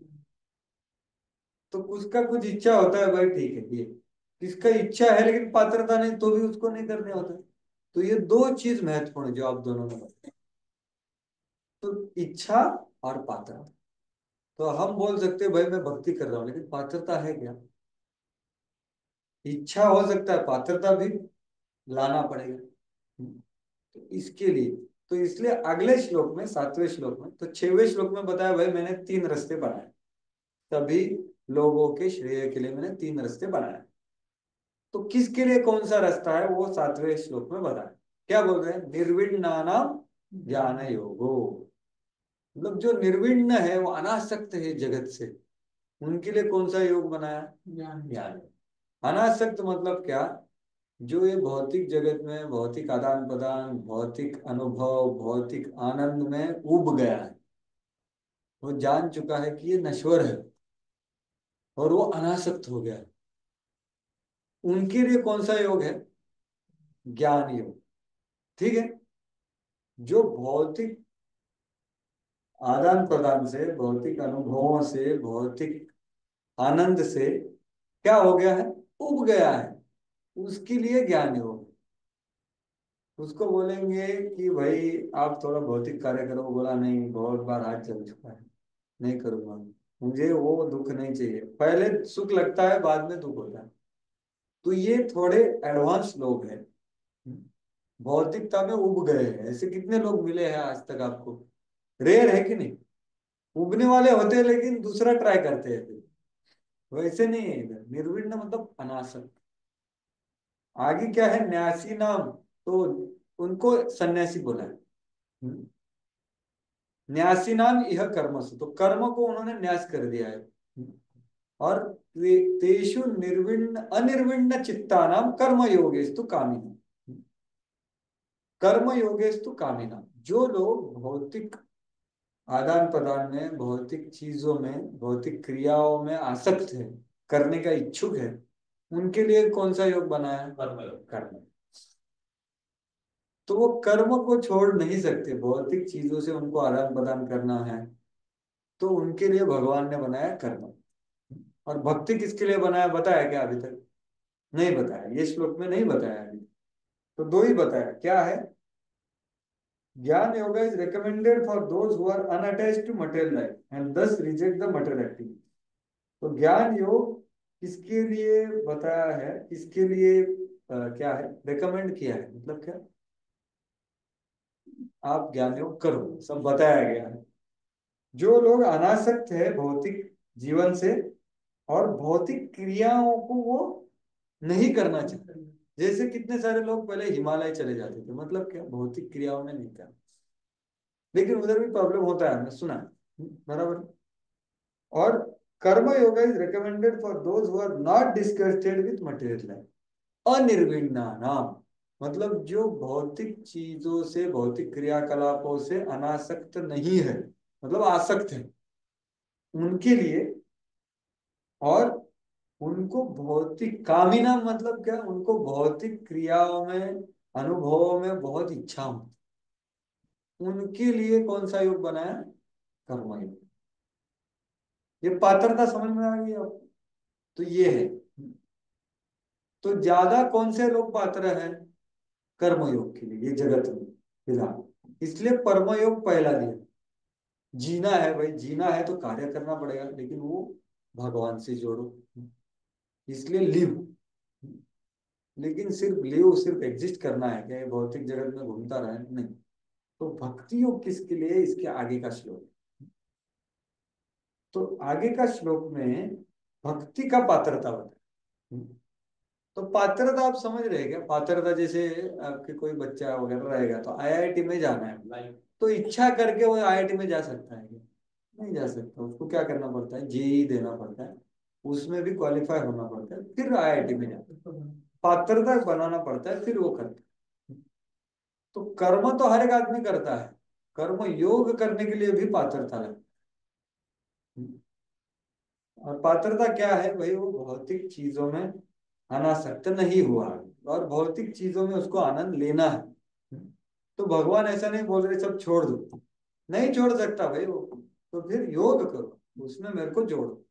इसलिए फिर बोला तीसरे अध्याय की शुरुआत में, और वो कर सकते हो तो वो करो, मेरे को जोड़ो, नहीं तो फिर देवी देवताओं का पूजा करो, लेकिन कुछ तो योग करो, ये भगवान बता रहे। तो ये हो गया। इसलिए ज्यादा कर्मी कर्म योग ज्यादा व्यवहारिक लोगों के लिए है, लेकिन ध्येय कर्म योग है क्या? नहीं, ध्येय भक्ति योग है, क्योंकि वो बीच में रखा। तो ये पात्रता है। ठीक है, कि पात्रता जानने के लिए ये श्लोक बता रहा है। तो अभी बोलेंगे आप कि भाई मैं भक्ति योग के लिए पात्र हूं क्या? ये प्रश्न आ सकता है। क्यों, किसी को आया प्रश्न कि भाई भक्ति योग के लिए क्या पात्रता है? भक्ति योग कोई भी कर सकता है, क्या लगता है आपको? भक्ति योग कोई भी कर सकता है? नहीं कर सकता। कोई भी करता है। फिर हिप्पी ने तो किया भक्ति योग, हिप्पी का पात्रता था सुभाष जी ने बनाया। प्रभुपाद जी की कृपा से, बिल्कुल सही। लेकिन फिर पात्रता क्या है भक्ति को? देखो, प्रभुपाद जी को पूछा उनके शिष्यों ने, अनुसार से ग्रहण किया उन्होंने, प्रभुपाद के अनुसार से ग्रहण किया। तो प्रभुपाद ने बताया नियम वगैरह बिल्कुल बिल्कुल ग्रहण सही। किए, प्रभुपाद ने तो तो प्रभुपाद जी के पास 50 हिप्पी लोग आए, बराबर। वो कोई पात्र था क्या? नहीं। लेकिन पात्र बन गया, कुछ 50 में से 10 लोग बन गया, और बाकी के 40 लोग कुछ दिन थे, कुछ दिन के बाद हरि बोल चले गए। सब लोग रुके क्या? नहीं रुके। तो कौन लोग रुके और कौन लोग नहीं रुके? इनको पात्रता हो गई। तो पात्रता हो गई मतलब क्या? उन्होंने ग्रहण किया। हरे कृष्ण प्रभु जी। हाँ हरे बताइए। कृष्ण। हाँ बताइए। उनको प्रभुपाद जी की वाणी के ऊपर विश्वास था। हाँ बिल्कुल सही। प्रभुपाद की वाणी पे जितने लोगों का विश्वास हुआ उनको पात्रता प्राप्त हुई। तो भक्ति का पात्रता, जैसे माता जी ने बताया, भक्त की कृपा से हो सकती, वो आपको उठा सकता, लेकिन कैसे? उनके वाणी पे विश्वास है। तो ये आगे अगला श्लोक वही है। तो आपने देखो क्या बोल रहे हैं, यदृच्छया मत कथा दो जातु श्रद्धस्तु यह पुमान। जातु मतलब क्या? जिसका जन्म हो गया। किसका जन्म हो गया? श्रद्धा। श्रद्धा का जन्म हो गया है। यह पुमान मतलब जो पुरुष में या नृणाम मतलब कोई भी जीवात्मा में भगवान श्रद्धा प्रकट हुआ। किसके ऊपर श्रद्धा? किसकी? मत कथा। क्या बोला है? मत कथा आदौ, मतलब श्रद्धा किसके ऊपर? भगवान के कथा के ऊपर, इत्यादि। आदौ समझ रहे आप? मैं मतलब मेरी कथा इत्यादि के ऊपर विश्वास, इत्यादि के ऊपर श्रद्धा। आदि मतलब क्या हो गया अभी? मेरा कथा, मेरा नाम, मेरा गुण, मेरा सेवा, मेरा भक्त, ये सब आ गया। समझ में आया? उसके ऊपर जिसका श्रद्धा जन्म हुआ है। कैसे जन्म हुआ है? यदृच्छा। यदृच्छा मतलब क्या? बहुत बड़े सौभाग्य से। तो बहुत बड़े सौभाग्य से मतलब वो जो हिप्पी लोग हैं उनका उसमें कुछ पात्रता नहीं। प्रभुपाद जी ने डिसाइड किया कि भाई मैं उधर जाऊं, मैं तो लंदन भी जा सकते थे। तो उसको बोलते हैं यदृच्छा। जो भगवान के भक्त और भगवान की कृपा से कैसे तो मिल गया। जैसे हम लोग अभी एनआईटी के में एमटेक कर रहा था, और मेरा पूरा इच्छा था मस्त भोग विलास करो अमेरिका में जाके, लेकिन यदृच्छया कोई मेरा रूम पे आ गया। तो उसमें मेरा कुछ पात्रता है क्या? कुछ भी नहीं, जीरो। भगवान ने उधर कुंज बिहारी ने, राधेश्याम को ने उधर लोगों को भेजा 2000 किलोमीटर दूर, और उधर फिर हमारे रूम पे ठक ठक करके आए, वो भाई चलो प्रोग्राम के लिए। तो उन्होंने बोला नहीं आऊंगा, नहीं बोले चलो अच्छा है आपके लिए। बोला, ठीक है, थोड़ा पुश कर रहे थे, चलो। तो पात्रता यदृच्छया, मतलब अपना कुछ उसमें ये नहीं है, वो भगवान की कृपा से आया है, भक्त की कृपा से विशेष रूप से। तो ये जब श्रद्धा होता है वो है भक्ति का पात्र। यदृच्छया मत कथादौ जातु श्रद्धस्थ युक्तमान। तो ऐसा आदमी कैसा होना चाहिए? न निर्विण्णो नातिसक्तो। न निर्विण्णो मतलब क्या? किसी पे निर्भर नहीं। नहीं, निर्विण्ण पहले था ना, निर्विण्णानाम ज्ञान योग। जो अनासक्त लोग हैं उनके लिए ज्ञान योग। तो ये आदमी कैसा है? ज्यादा अनासक्त नहीं है, ज्यादा न निर्विण्णो न अतिसक्तो, लेकिन ज्यादा आसक्त भी नहीं है, ज्यादा निरासक्त नहीं है, ज्यादा आसक्त भी नहीं है। मतलब क्या, इसका मेन चीज है भाई भगवान के भक्त के ऊपर, भगवान के ऊपर श्रद्धा। वो जो बोलेंगे वो करेंगे। ये श्रद्धा जब होता है तो भक्ति योगो से सिद्धता, वो भक्ति योग में सिद्धि प्राप्त कर सकता है। नहीं तो ज्यादा अनासक्त हो गया तो उसको महाप्रसाद दे दो, बोलेगा अरे ये क्या, ये सब नहीं खाने का भाई, कंदमूल फल खाएंगे बस। तो ये ज्यादा अनासक्त हो गया है। समझ रहे हो? वो भगवान के महाप्रसाद को भी नकार दे रहा है, और वो बोलेगा फिर भगवान को भी कंदमूल ही खिलाओ, हम भी वही खाएंगे। तो ये भक्ति योग थोड़ी है। प्रभुपाद जी क्या बोले? भगवान के लिए सबसे अच्छा चीज होना चाहिए। तो वो अनासक्त आदमी ऐसा नहीं कर सकता, मतलब ये भौतिक चीज है, और आतिशक्त भी नहीं है। तो ये बीच वाला रास्ता, ना निर्विण्णो ना अतिशक्त, भक्ति योगों से सिद्धि प्राप्त। तो ये जो है ये पात्रता है भक्ति का। तो इसलिए मैंने बताया ये बहुत अच्छे से ये बोले। तो कोई बोलेगा ये कब प्रकट हो, कब तक मेरे को कर्मयोग करना पड़ेगा? तो बहुत सारे लोग आप में से बोले ना कि कर्मयोग एक स्टेप है, बराबर। तो उसका उत्तर इधर है आपको कि भाई कर्मयोग करते करते कब भक्ति योग कर सकते हैं। तो ये दिया है, तावत कर्माणि कुर्वीत न निर्विद्यते यावता मत कथा श्रवणाद व श्रद्धा यावन न जायते। तो तब तक आपको कर्म करता रहना पड़ेगा, कर्मयोग में लगा हुआ रहना पड़ेगा, जब तक आपका मेरी कथा में श्रद्धा जागृत नहीं हुआ।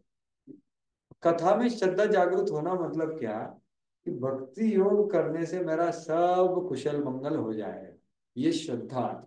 इसलिए मैं क्या करूंगा? नवविधा भक्ति करूंगा, बस और कुछ नहीं करूंगा। तो ये श्रद्धा आने के लिए बहुत समय, अलग अलग आदमी को अलग अलग समय लग सकता है। तो हिप्पी लोग थे, सब छोड़ छाड़ चुके ही थे, तो फिर सब प्रभुपाद जी ने बताया वो की। बराबर। तो उन्होंने पूरा सोचो, तब भी 8-8 घंटा संकीर्तन करते थे, ऐसे हाथ में उनके खून आता था, इतना मृदंग बजाते थे। बुक डिस्ट्रीब्यूशन और संकीर्तन 8 घंटा, सोचो, मैं तो सोच भी नहीं सकता जितना प्रभुपाद जी का आदेश का पालन, इसलिए उनको कितना श्रद्धा प्राप्त हुआ थी। तो नवविधा भक्ति किया उन्होंने। और कुछ लोग जैसे सत्स्वरूप महाराज है, जैसे परम पूज्य गोपाल कृष्ण महाराज है, परम पूज्य तो वो तो कार्य कर रहे थे, जॉब कर रहे थे, लेकिन उनका श्रद्धा देखो क्या है, सैलरी पूरा प्रभुपाद जी। अब इधर बैठे हुए कितने लोग ऐसा कर सकते हैं? तो जानना चाहिए कि हमारा श्रद्धा कितना है, महाराज का श्रद्धा कितना है, ये फर्क। उनका कुछ दिन में इतना श्रद्धा प्रकट हो, कैसे प्रकट हुआ? आप देखोगे प्रभुपाद जी का पहला विजिट ना 3 महीना था। कहाँ थे वो? मॉन्ट्रियल में। 3 महीना मॉन्ट्रियल में ऑलमोस्ट डेली क्लास दिया उन्होंने, और महाराज बैठ के सुन श्रवण कर। श्रद्धा कहाँ से आया इतना? कौन देगा इतना? सोचो, $500 उस टाइम पे पूरा लाके प्रभुपाद जी को दिया। और वो फिर सन्यासियों को बोले, पता है क्या बोले वो? बाकी सन्यासी बैठे थे और ये गृहस्थ थे, परम पूज्य महाराज। प्रभुपाद जी उनको बोले ये सच्चा क्या है? सन्यासी। देखिए कौन बोला है? प्रभुपाद जी बोले सन्यासियों को कि सच्चा सन्यासी कौन है, परम पूज्य गोपाल कृष्ण। और वो कौन थे तभी, गृहस्थ थे, लेकिन आंतरिक भाव क्या था, सन्यासी। क्योंकि पूरा, अरे पूरा सैलरी दे रहे हैं और फिर वाइफ जाके फिर मांगती थी भाई घर चलाने के लिए कुछ तो बहुत बोलते थे। तो ये है सन्यास, सिर्फ डंडा नहीं है, अंदर का चेतना है। तो बोलने का तात्पर्य ये है कि ये श्रद्धा जो है ये भक्ति का मूल है और उसको ही बढ़ाना। कार्य हम बहुत करेंगे, श्रद्धा कितना, श्रद्धा के दो पहलू होते हैं, एक होता है शुद्धता और दूसरी होते हैं उसकी शक्ति। और श्रद्धा की शुद्धता और श्रद्धा की शक्ति, तो जितना तो शक्ति के ऊपर बाद में चर्चा करेंगे। श्रद्धा भी शुद्ध होता है और मिश्र होता है, तो इसके लिए अभी मिडल बीच वाले जो 6 अध्याय उसमें हम अभी चर्चा करें। तो कर्मयोग हमने देखा, अभी बीच वाले 7 अध्याय 6 अध्याय देखेंगे क्या। तो यहाँ पर ये बताया कब तक कर्मयोग करना पड़ेगा, जब तक आपका भगवान के वचनों के ऊपर, भगवान की कथा के ऊपर, भगवान के नवविधा भक्ति के ऊपर, आदो मतलब सब आ गया उसमें। श्रवण आदो मतलब क्या, श्रवण कीर्तन स्मरण वंदन अर्चन नवविधा भक्ति, सबके ऊपर श्रद्धा आ गया, बस यही करना है और कुछ नहीं करना। तो तब तक तावत कर्माणि कुर्वन्तु, यावत तावत मतलब जब तक तब तक, ऐसे। तो यही बताया। तो इसके लिए ये बताया मैंने। तो अभी बीच वाले जो अध्याय है उसका बहुत संक्षेप में देख लेते हैं, एक डायग्राम देख लेते हैं। तो आपको ये पहले भी दिखाया था।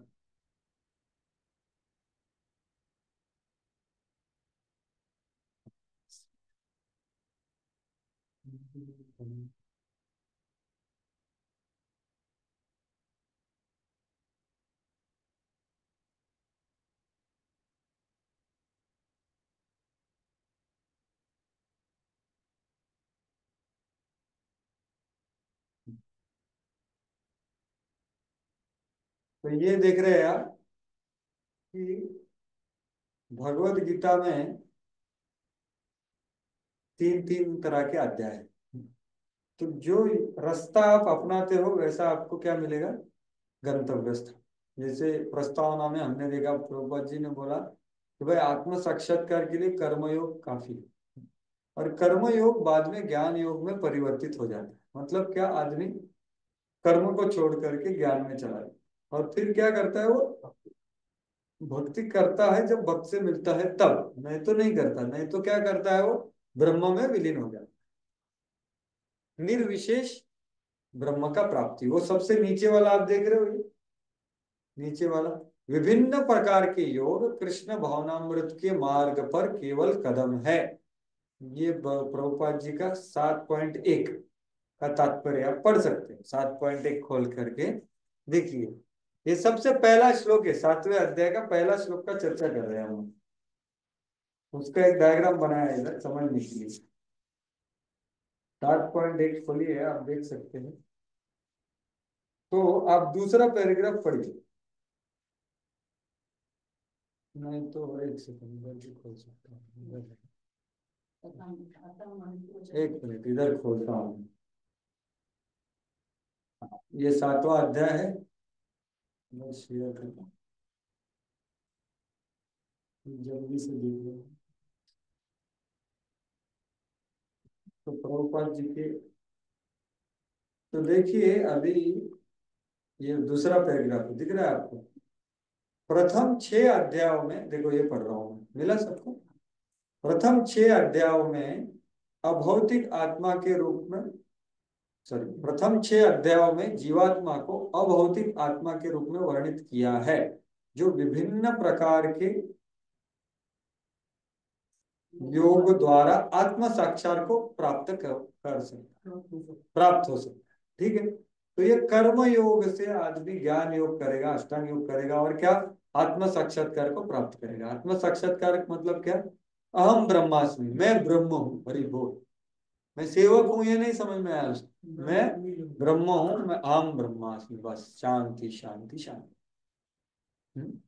छठे अध्याय के अंत में यह स्पष्ट किया गया है कि मन कृष्ण पर एकाग्र करना है, या दूसरे शब्दों में कृष्ण भावनामृत ही सर्वोच्च योग है। योगी नाम अपनी सर्वेशा 6.47 को प्रभुपाद उद्धृत करें। और उसका लिख लिख करके आगे आप देखोगे, निर्विशेष ब्रह्म ज्योति या अंतर्यामी परमात्मा की अनुभूति परम सत्य का पूर्ण ज्ञान नहीं है। वो क्या होती है? आंशिक होती है। कृष्ण ही पूर्ण तथा वैज्ञानिक ज्ञान है और कृष्ण भावनामृत में ही मनुष्य को सारी अनुभूति होती है। तो ब्रह्म परमात्मा भगवान, इसके बारे में पहले भी हमने चर्चा किया है, तो अभी चर्चा नहीं करेंगे उसके बारे में। मेरे को बोलने का तात्पर्य यह है कि सभी योग की परिणति भक्ति योग में होती, लेकिन कोई आदमी बीच में रुक गया ना आत्म साक्षात्कार के ऊपर, तो उसको क्या बोलते हैं? कर्म योगी या ज्ञान योगी या अष्टांग योगी। लेकिन वो आगे चलता रहा, भक्त को मिला, भक्ति करने लगा, तो वो भक्ति योगी होता है। ये तात्पर्य में बताया है, यहाँ पर देख सकते हैं।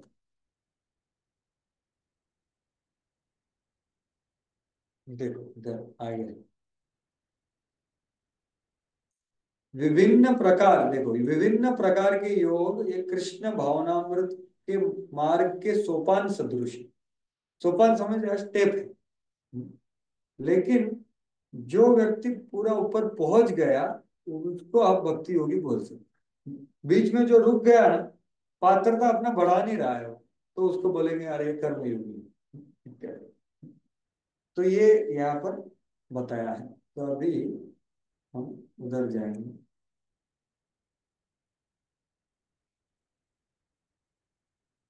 तो ये देख लिया, ये पता नहीं ट्रांसलेशन क्यों नहीं हुआ, बाकी सब ट्रांसलेट हो गया। ये देखो ये इतना अच्छा ट्रांसलेशन हो गया, वहां पर भी बीच वाला नहीं हुआ। लेकिन तो ये निष्काम NKY मतलब क्या? निष्काम कर्म योग, वो ज्ञान योग में परिणित होता है और अष्टांग योग में जा सकता है। दोनों ऑप्शन रहते हैं उसके ऊपर। ब्रह्म में जाना है या परमात्मा का अनुभूति करके थोड़ा सिद्धि प्राप्त करना है। छोटे से छोटा बनना है, बड़े से बड़ा बनना है। ये सब सिद्धि किससे मिलती है? अष्टांग योग से।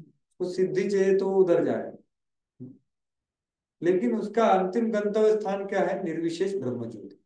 तो ये सबसे निचला स्तर है। थोड़ा ऊपर वाला क्या है? भक्ति योग। लेकिन ये मिश्र भक्ति योग है, कर्म ज्ञान मिश्र भक्ति।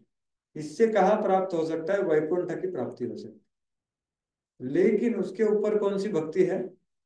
शुद्ध भक्ति, केवल भक्ति।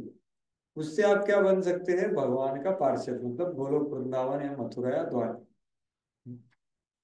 तो ये कहाँ बताया है सब?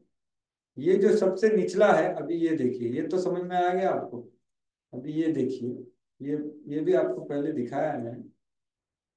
भगवत गीता के 3 अध्याय है ना, ये 3 मतलब 1 से 6, 7 से 12 वो।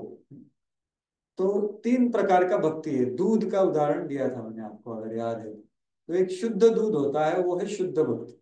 वो कहाँ दिया है? 9वें और 10वें अध्याय में शुद्ध भक्ति का वर्णन है। शुद्ध भक्ति करने के लिए क्या ज्ञान का आवश्यकता है उसका वर्णन है 9वें और 10वें अध्याय में। इसका विस्तार रूप से चर्चा हम 6वें 7वें दिन करेंगे, ठीक है? अभी सिर्फ विहंगावलोक देखिए। 9वां और 10वां अध्याय में क्या दिया है? शुद्ध भक्ति, केवल भक्ति। ये अगर हम आचरण लाएंगे तो क्या बनेंगे? भगवान के पार्षद बन सकते। तो उसमें क्या है? ज्ञान कर्म योग से अमिश्रित, इसमें कुछ भेसळ नहीं है, कुछ मिलावट नहीं है। और फिर क्या? भगवान का घनिष्ठ सहयोगी केवल भक्ति की निरंतर साधना से हो सकता है, क्योंकि वो प्रेम की प्राप्ति करता है निरंतर साधना। तो ये रास्ता है और ये गंतव्य स्थान है, बराबर। दूसरा क्या है? प्रधानीभूत भक्ति, मतलब क्या? दूध में थोड़ा सा मिलावट है, लेकिन भक्ति ज्यादा है। दूध है, पानी नहीं, दूध है। तो उसमें मिलावट क्या हो सकती है? कर्म मिश्र भक्ति, ज्ञान मिश्र भक्ति, योग मिश्र भक्ति, ये मिश्रण हो सकता है। तो वो कहाँ दिया है? 7वें अध्याय में दिया है, 8वें अध्याय में दिया। तो 7वें अध्याय में कर्म मिश्र भक्ति दिया है। जो 4 तरह के लोग भगवान के पास आते हैं, आपने देखा। तो वो कौन से योगी हो गए? उसमें पहले 3 है कर्म मिश्र, जो आर्त है भाई मेरे को समस्या है भगवान बचा, तो ये मिश्र भक्ति, भक्ति भगवान के पास आएगा भक्ति करेगा तो, लेकिन क्या है मिश्र भक्ति। दूसरा जिज्ञासु है, तीसरा अर्थार्थी, ये तीनों कर्म मिश्र भक्त हो। और चौथा वाला है ज्ञान मिश्र। और 8वें अध्याय में जो दिया है वो है योग मिश्र भक्ति, अष्टांग योग करने वाला, लेकिन भक्ति करता है वो, लेकिन योग मिश्रित भक्ति होता है। वो नवविधा भक्ति नहीं करता, वो क्या करता है जाके यम नियम आसन प्राणायाम प्रत्याहार, उसका विधि ये होता है। अपना भक्ति का विधि क्या है, श्रवण कीर्तन स्मरण, नवविधा भक्ति, तो विधि अलग है। देखिए मिश्रण कर दिया मतलब मिश्रण हो गया। तो 8वें अध्याय में योग मिश्र भक्ति बताया, 7वें अध्याय में कर्म मिश्र भक्ति बताया। तो इससे क्या प्राप्त हो सकता है, गंतव्य स्थान क्या प्राप्त हो सकता है इससे, सालोक्य इत्यादि, मतलब वैकुंठ का प्राप्ति हो सकता है। लेकिन भगवान कृष्ण का ये नहीं हो सकता। वैकुंठ लोक में जा सकते, लेकिन गोलोक धाम में भगवान का पार्षद होना और भगवान के धाम में रहना ही अलग बात है। राजा के साथ उसके महल में रहना और राजा के राज्य में रहना, ये दो अलग घनिष्ठता होती है। लेकिन प्रभुपाद जी क्या चाहते हैं कि भाई सब लोग भगवान के कुटुंब में रहे। वो कुटुंब कहाँ है, गोलोक धाम, उसके लिए केवल भक्ति करें। इसको उसके लिए बनाया प्रभुपाद जी। तो प्रधानीभूत भक्ति और फिर गुणीभूत भक्ति, मतलब क्या, पानी ज्यादा है थोड़ा सा दूध डाल दें, तो वो क्या है, बाकी के 6 इधर के 6 कर्म योग और ज्ञान योग। पहले 6 अध्याय 2 से लेकर के 6 और 13 से लेकर के 18 में जो बताया है वो भी भक्ति है, लेकिन उसमें कर्म ज्यादा और ज्ञान ज्यादा, भक्ति थोड़ा है, इसलिए उसको प्रधानीभूत भक्ति, मतलब दूध नहीं पानी ज्यादा है, दूध कम। उससे क्या गंतव्य स्थान मिलेगा, निर्विशेष ब्रह्म ज्योति, आत्म साक्षात्कार, अहम ब्रह्मास्मि। क्योंकि उसमें प्रधान क्या है, कर्म प्रधान। कर्म योगी को बताएगा कि भाई आप भागवत पढ़ो, मॉर्निंग प्रोग्राम करो, वो बोलेगा नहीं नहीं मेरा कर्तव्य करना है भाई, ये सब चीज को जब टाइम मिलेगा तब करूंगा मैं, अभी मेरा कर्तव्य करना है, वो जरूरी है। वो शास्त्रोक्त करेगा, लेकिन ये उसको क्या होगा फिर, अनासक्ति होगा उसको, लेकिन वो निर्विशेष ब्रह्म ज्योति की तरफ जाएगा। तो ये प्रभुपाद विश्वनाथ चक्रवर्ती ठाकुर ने एक ही तात्पर्य में ये पूरा दे दिया है 7.16, जहां पर 4 परा के लोग भगवान के पास आते हैं, वो दिया है ना 7:16 में। तो वो तात्पर्य में पूरा भगवत गीता का बता दिया। तो ये हमें जानना चाहिए। तो पहले जो बीच वाले 7 अध्याय है उसमें देखिए आप, सबसे बीच में हीरे का हीरा है, मतलब हीरे में भी सबसे महत्वपूर्ण चीज है बीच में, वो कौन सा हो गया, 9वां और 10वां, उसमें शुद्ध केवल भक्ति दिया है। उसके थोड़ा बाजू में क्या है, 7वां 8वें में क्या है, मिश्र भक्ति। तो ये, और फिर 11 12 में क्या है वो हम देखेंगे, ठीक है।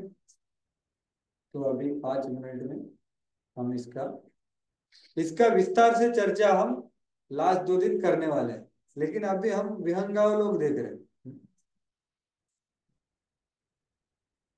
तो अभी जल्दी से हम इसको ये देख लेते हैं।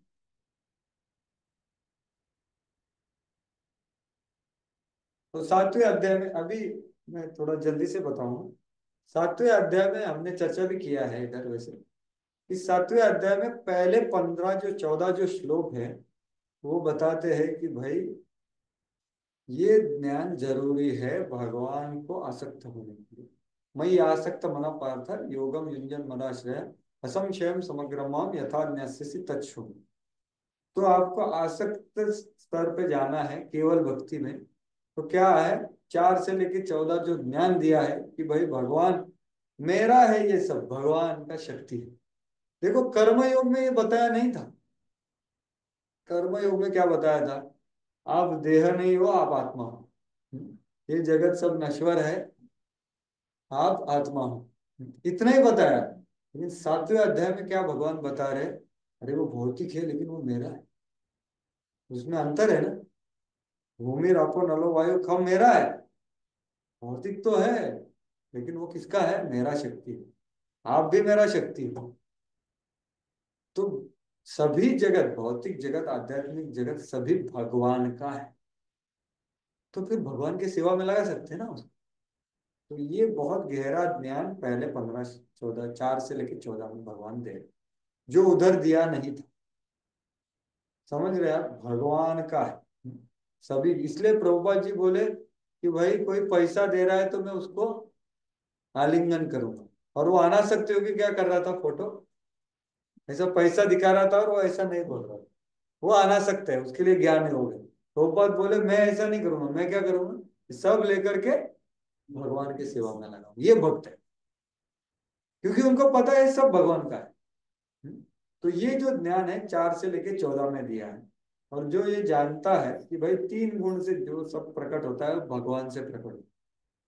भगवान बनाते हैं, ये सब चीज स्रोत भगवान है, भगवान इसका अंत भी है। और बीच में क्या होता है, पालन, वो भी भगवान करते हैं। ये सब इसमें दिया है, रसोहम अपसुकम थे। तो अस्तित्व का स्थिति, ये सब हमने चर्चा किया। ये सब जो जानता है वो शुद्ध भक्ति कर सकता है। फिर मिश्र भक्ति का चर्चा चालू होता है 15 से लेकर के आगे। 15वें श्लोक 7.15 से लेकर के 8.28 तक ये मिश्र भक्ति का वर्णन है। कौन से 2 प्रकार की मिश्र भक्ति है, कर्म मिश्र भक्ति 3 प्रकार की, ज्ञान मिश्र भक्ति और योग मिश्र भक्ति। इसका वर्णन 7.15 से लेकर के 8.28 तक ये पूरा मिश्र भक्ति का वर्णन है। बीच में 1-2 श्लोक शुद्ध भक्ति के हैं। ठीक है। तो फिर उधर 4 तरह के लोग हैं, देवता के पूजक है, देवता के पूजक का वर्णन है 20 से लेकर 25 में। देवता लोग, देवता लोगों को फल भगवान देते हैं, श्रद्धा भगवान देते हैं, सब भगवान ही देते हैं, फैसिलिटी भी भगवान ने बनाया। देवता का सिस्टम किसने बनाया, भगवान ने बनाया। और कोई लोग हैं वो क्या है, निर्विशेष चाहते हैं, उनका भी वर्णन है। तो ये 7वां अध्याय हो गया पूरा। 8वां अध्याय में मैंने बताया विशेष रूप से क्या है, योग मिश्र भक्ति का वर्णन। भाई मृत्यु के वक्त भगवान को कैसे स्मरण किया जाए, तो फिर अष्टांग योग मिश्र भक्ति कीजिए। शुद्ध भक्ति भी बताया है। 3 श्लोकों में शुद्ध भक्ति का वर्णन है, अनन्य भक्ति का वर्णन 14, 15 और 16 आपके सामने दिख रहा है। तो 9 से लेकर के 13 योग मिश्र भक्ति और 14 से लेकर के 16 शुद्ध भक्ति 8वें अध्याय में। और बाकी बाकी जो चैप्टर है उसमें क्या है, मरते वक्त आदमी जैसा मरता है वैसा उसको गंतव्य प्राप्त होता है। भक्त के लिए वैसा नहीं है, ये उसके लिए है। भक्ति सर्वोच्च योग है, ऐसा 28वें श्लोक में पूरा एस्टेब्लिश कर देते हैं। और फिर 9वें अध्याय में क्या है, 9वें और 10वें में क्या दिया है, केवल भक्ति, जो हमें इच्छा करना है करने।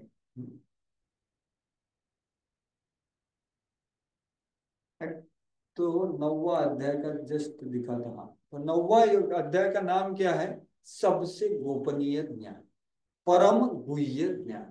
तो परम गुह्य ज्ञान क्या है भक्तों, शुद्ध भक्ति का ज्ञान क्या है, परम गुह्य। कितना भी हम भगवत गीता बांटे, लेकिन ये गुह्य ज्ञान गुरु और साधु के मार्गदर्शन से ही प्रकट होगा, नहीं तो जशी आए तशी कुछ होगा नहीं।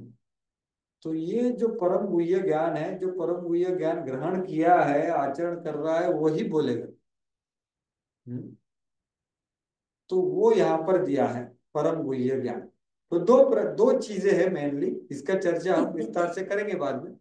लेकिन 2 चीज क्या है भाई, 2 चीज भगवान का केवल भक्ति करना है तो 2 चीज जानना जरूरी है। एक क्या है कि भगवान का ये जगत से संबंध है, अकल्पनीय संबंध है। हर एक अनुभव में भगवान मौजूद है, ये ज्ञान होना, ये अकल्पनीय है, अचिंत्य है, जानना ये शक्य नहीं है, लेकिन ग्रहण करना। वो 4 से लेकर के 10 श्लोक में बताए। भगवान और भौतिक संसार के बीच अकल्पनीय संबंध। और दूसरा क्या है, 20 से लेके मतलब लास्ट जो है, पत्रम पुष्पम फलम तोयम, कि कैसे भक्ति बहुत सरल है लेकिन बहुत गहरी है। कैसे भक्ति में भाव देखा जाता है, अपि चेतसु दुराचार, लेकिन भजते माम अनन्य भाव। भक्ति में आपका क्रिया तो है लेकिन आपका भाव क्या है, तो इसको विस्तार से बाद में देखेंगे। अभी सिर्फ आप ये जानिए कि भाई ये केवल भक्ति है, इसका ज्ञान होना जरूरी है। तो ये 9वां अध्याय। 10वें अध्याय में तो हमें पता है भगवान ने चतुश्लोकी बताया, और क्या विभूति योग नाम है भगवान का। तो इसका ये और वर्णन कर रहे कि संसार में भगवान कैसे, सबसे श्रेष्ठ चीज भगवान से ही आता है। विभूति योग में क्या बताया, इसमें ये मैं हूँ, इसमें ये मैं हूँ इत्यादि। और चतुश्लोकी गीता बताया, उसका तो हम चर्चा करेंगे बाद में। तो वो 10वां अध्याय है, विभूति योग, बराबर। हाँ, 10वां अध्याय। और उधर और एक चीज क्या बताया भाई, शुद्ध भक्ति परम ब्रह्म के पूर्ण ज्ञान में निवास करती। तो ये भगवान का पूरा ज्ञान प्राप्त करना चाहिए, हमें प्रयास करना चाहिए भगवान के बारे में जानने। और फिर कटु नहीं, चतुश्लोकी भगवद गीता। और फिर अर्जुन बोलता है कि भाई ये जगत में रहते हुए आपका मैं स्मरण कैसे करूं। तो भगवान बताते हैं, थोड़ा मैं आपको बताता हूँ, चलो। आप जो भी कुछ सुंदर शक्तिशाली देखते हो वो मेरा सिर्फ एक क्या है, अंश है। मतलब क्या, हम कुछ देखते हैं तो हमने भगवान को याद करना चाहिए। जैसे प्रतिबिंब है, तो प्रतिबिंब देख करके हमने, अरे हाँ ओरिजिनल ऊपर है। कोई बहुत सुंदर दिखता है तो देखना सुंदर तो है लेकिन ये ओरिजिनल सुंदर भगवान। ऐसा कोई बहुत शक्तिशाली है तो देखना चाहिए भाई कोई बहुत बुद्धिमान है, तो ये आ कहाँ रहा है, सब भगवान से। इसलिए भगवान का स्मरण, तो वही उत्तर। तो कृष्ण द्वारा बोला गया ऑडियो, ऑडियो है 10वां अध्याय। मतलब वो सब बोल रहे हैं कि इसमें मैं हूँ, इसमें ये मैं हूँ इत्यादि। और वीडियो बताया 11वें अध्याय में, दिखा दिया उनको पूरा काल रूप और विश्व रूप। तो वो है 11वां अध्याय। तो वो शुद्ध भक्ति का ही कंटिन्यूएशन है। अगला अध्याय वीडियो। और फिर 12वां अध्याय जो महत्वपूर्ण है, 11वां अध्याय तो विश्व रूप का दर्शन है। 12वां अध्याय देखिए, 12वां अध्याय है भक्ति योग। तो इधर भगवान 8 से लेकर के 12 में बताते हैं कि भाई भक्ति कैसे करें। आप जो स्तर पे हो वहां पे भक्ति करो, ये कर सकते हो तो ये करो, ये नहीं कर सकते ये करो, ये नहीं कर सकते ये करो, ये नहीं कर सकते ये करो। तो करने के बारे में यहाँ बताए। और भक्त निराकारवादियों से ज्यादा ऊंचे हैं, ये भी यहाँ पर सिद्ध होगा। तो ये 12वां अध्याय है। तो ये ऐसा इसका अवलोकन पूरा होता है। अंतिम में मैं एक चीज बोलूंगा जो प्रभुपाद जी ने इनको लिखा था, और उससे हम अंत करेंगे। क्योंकि मिश्र भक्ति और शुद्ध भक्ति में अंतर ये बहुत ही अच्छी तरह से बताता है। तो क्या है देखिए, आप पढ़िए। प्रभुपाद जी ने एक लेटर लिखा था, किसको लिखा था, किसको लिखा है ये? जयानंद प्रभु। और कब लिखा वो लेटर? जयानंद प्रभु चले गए, 1977। हाँ, और वो चले गए थे। और उसके बाद प्रभुपाद जी ने लेटर लिखा 5 नवंबर, क्या 5 मई को 77 में, मरणोपरांत लेटर लिखा है। किसको लिखा है? जो चला गया उसको लेटर लिखा है। प्रभु नहीं, प्रभुपाद को नहीं, प्रभुपाद ने उनको लिखा। और बहुत सुंदर लेटर है, मैं पढ़ता हूँ, उसके ऊपर ध्यान दीजिए, बहुत गहरा है। फिर, मेरे प्रिय जयानंद, कृपया मेरा आशीर्वाद स्वीकार कीजिए। मैं आपकी जुदाई को बहुत तीव्रता से महसूस कर रहा हूँ। देखो प्रभुपाद जी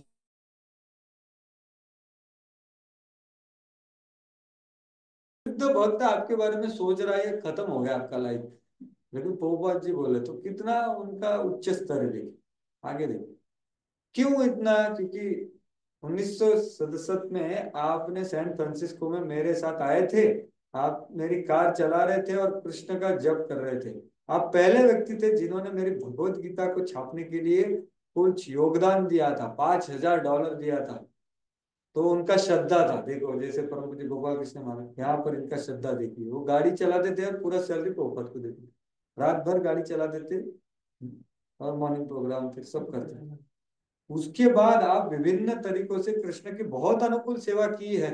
मुझे आशा है कि आप मृत्यु के समय आप कृष्ण को याद कर रहे थे, इस तरह आप कृष्ण की शाश्वत संगति में पदोन्नत हुए होंगे। ठीक है, इतना तो बोल दिया, अभी आगे सुनिए। यदि नहीं यदि आप में भौतिक इच्छा का कोई भी अंश था, तो आप कई हजार वर्षों तक देवताओं के साथ रहने और भौतिक अस्तित्व के सबसे शानदार जीवन का आनंद लेने के लिए स्वर्ग चले गए। देखो कैसे लिख रहे थे, वहां से आप खुद को आध्यात्मिक दुनिया में पदोन्नत कर सकते हैं। पहले कहाँ जाएंगे, अगर भौतिक इच्छा है तो स्वर्ग में जाएंगे, और फिर स्वर्ग में भोग विलास करके फिर वहां से आप भगवत धाम जाएंगे। लेकिन अगर कोई व्यक्ति आध्यात्मिक दुनिया में खुद को आगे बढ़ाने में विफल है, मतलब स्वर्ग में आप आगे नहीं बढ़ सके, तो फिर क्या होगा, वहां से आप खुद को लेके, हाँ, तो उस समय वह फिर से इस दुनिया में सलाह पर आता है और एक बड़े परिवार जैसे योगी या ब्राह्मण के कुलीन परिवार में जन्म लेता है, जहां से फिर से कृष्ण चेतना को पुनर्जीवित करने का मौका मिलता है। सूची नाम श्रीमताम ये है। तो यहाँ पर आके मतलब आपका भक्ति रहेगा, लेकिन आपका इच्छा के अनुसार आप जाओगे।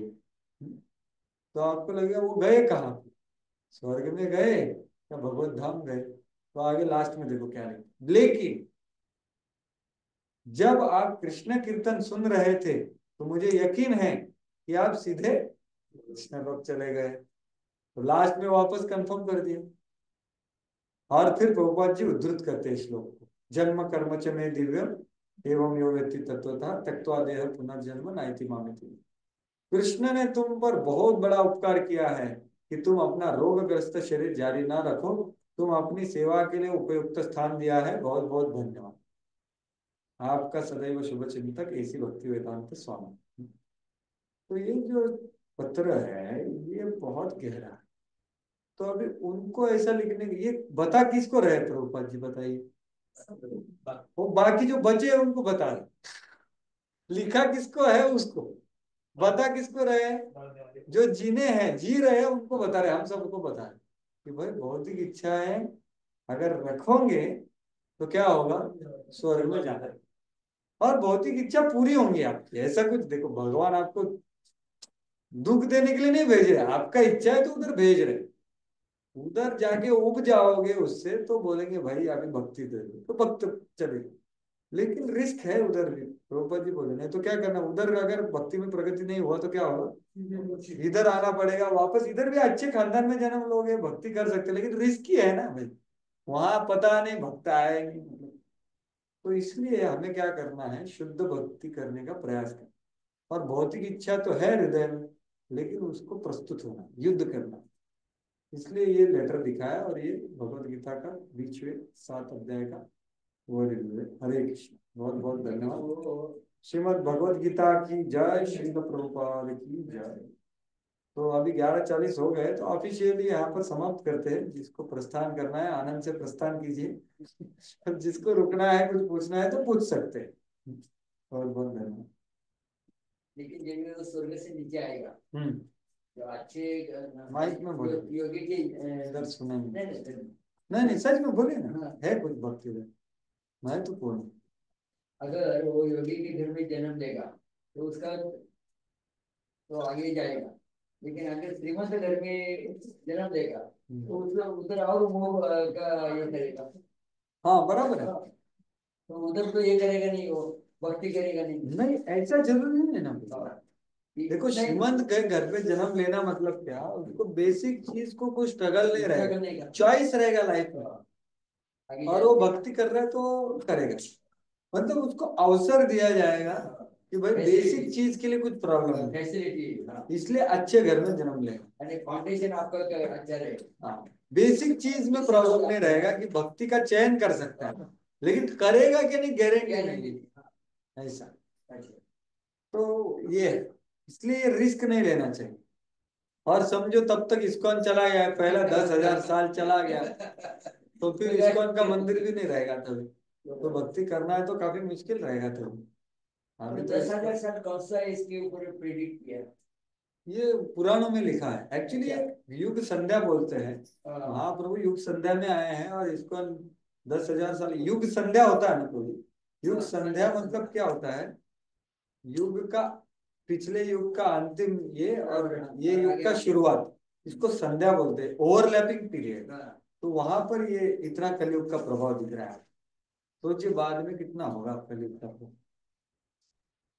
तो ऐसी बात है।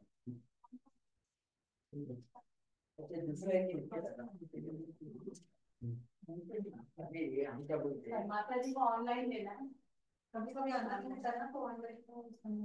हाँ वो ग्रुप पे डाला हुआ है, जूम आईडी पासवर्ड, वो कौन सा है?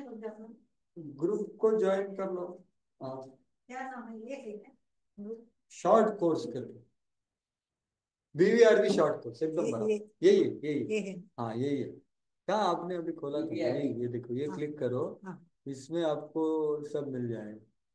ये देखो, ये खोले, नहीं ये वीडियो अभी मैंने दिखाया वो है।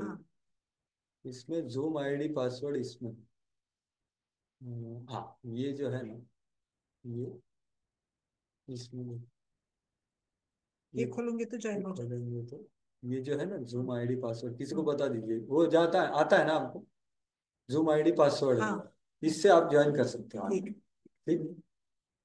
अगर आएंगे तो भी अच्छा है, लेकिन जो भी है कोई प्रॉब्लम, बहुत बहुत धन्यवाद। विचारायचं काय होतं, आणि आता आपण कर्मयोग, ज्ञानयोग, अष्टांगयोग झालं. आता ज्यावेळी आपण इन जनरल म्हणतो त्यावेळी भक्ती टॉप मोस्ट आहे, पण वैष्णवाच्या दृष्टीने आपण टॉप मोस्ट कोणाला समजतो? शिवजींना. शिवजी जर हे करतात, ध्यानयोग करतात, बरोबर आहे, म्हणजे आपल्याला असं वाटतंय शिवजी ध्यानयोग करतायत, पण तसं नाही. मग हो सगळे लोक ध्यानावर बसले म्हणजे ध्यानयोग करता असं नाही. ते दुसऱ्यांना आदेश काय देतात तेव्हा, प्रचेतांना त्यांनी काय उपदेश दिला, त्यांचं चिंतन काय आहे भगवानचे, आणि नुसतं ध्यान करत नाही, ते सेवा पण करतायत ना. या पूर्ण जगत आहे त्याच्यामध्ये हे दोघं खूप मोठे ऍडमिनिस्ट्रेटर आहेत, ब्रह्मा आणि शिवा. तर आपल्याला कधी कधी वाटतं की शिवजी फक्त तांडव करायला येतात शेवटी, ऐसा नहीं है। शिवजी जब जरूरत है तब तक आ जाते हैं, जैसे दक्ष का ये तब भी आ गए ना, हलाहल पीने आ गए। वो ध्यान में बैठे रहते थे तो हलाहल पीते थे क्या? नहीं पीते थे, बिल्कुल नहीं पीते थे। तो वो भक्त है, और भक्त भी स्मरण करता है ना कोई। अभी रूप गोस्वामी जो ग्रंथ लिख रहे हैं फिर लीला में मग्न है वो, फिर लीला में जाते हैं तो वो ग्रंथ का निर्माण करते। ध्यान योग मतलब क्या, वो परमात्मा के ऊपर सिर्फ अलग अलग अवयवों के ऊपर ध्यान लगाता है, और किसके लिए? उसको सिद्धि चाहिए, सेवा का ज्यादा भाव होता नहीं है। हाँ उधर क्या होता है भाई, परमात्मा के ऊपर हम चिंतन करेंगे और उससे शक्ति प्राप्त करेंगे, और मैं फिर अनिमा लघिमा प्राप्ति ये सब सिद्धि प्राप्त करूंगा, और लोग मतलब वो लोगों को दिखाऊंगा। ये अष्टांग योगी। और योग निश्चय भक्ति मतलब उसका ये लेना, सहायता लेना, ध्यान करेंगे इत्यादि। तो ये है, शिव जी आपको देखेंगे ऐसे, लेकिन आप बहुत बार देखिए, अब ये पिक्चर कौन बनाता है ना, शास्त्रोक्त तो होना चाहिए, तो भी आप देख लेंगे उसके बाद माला रहता है, माला भी रहता है।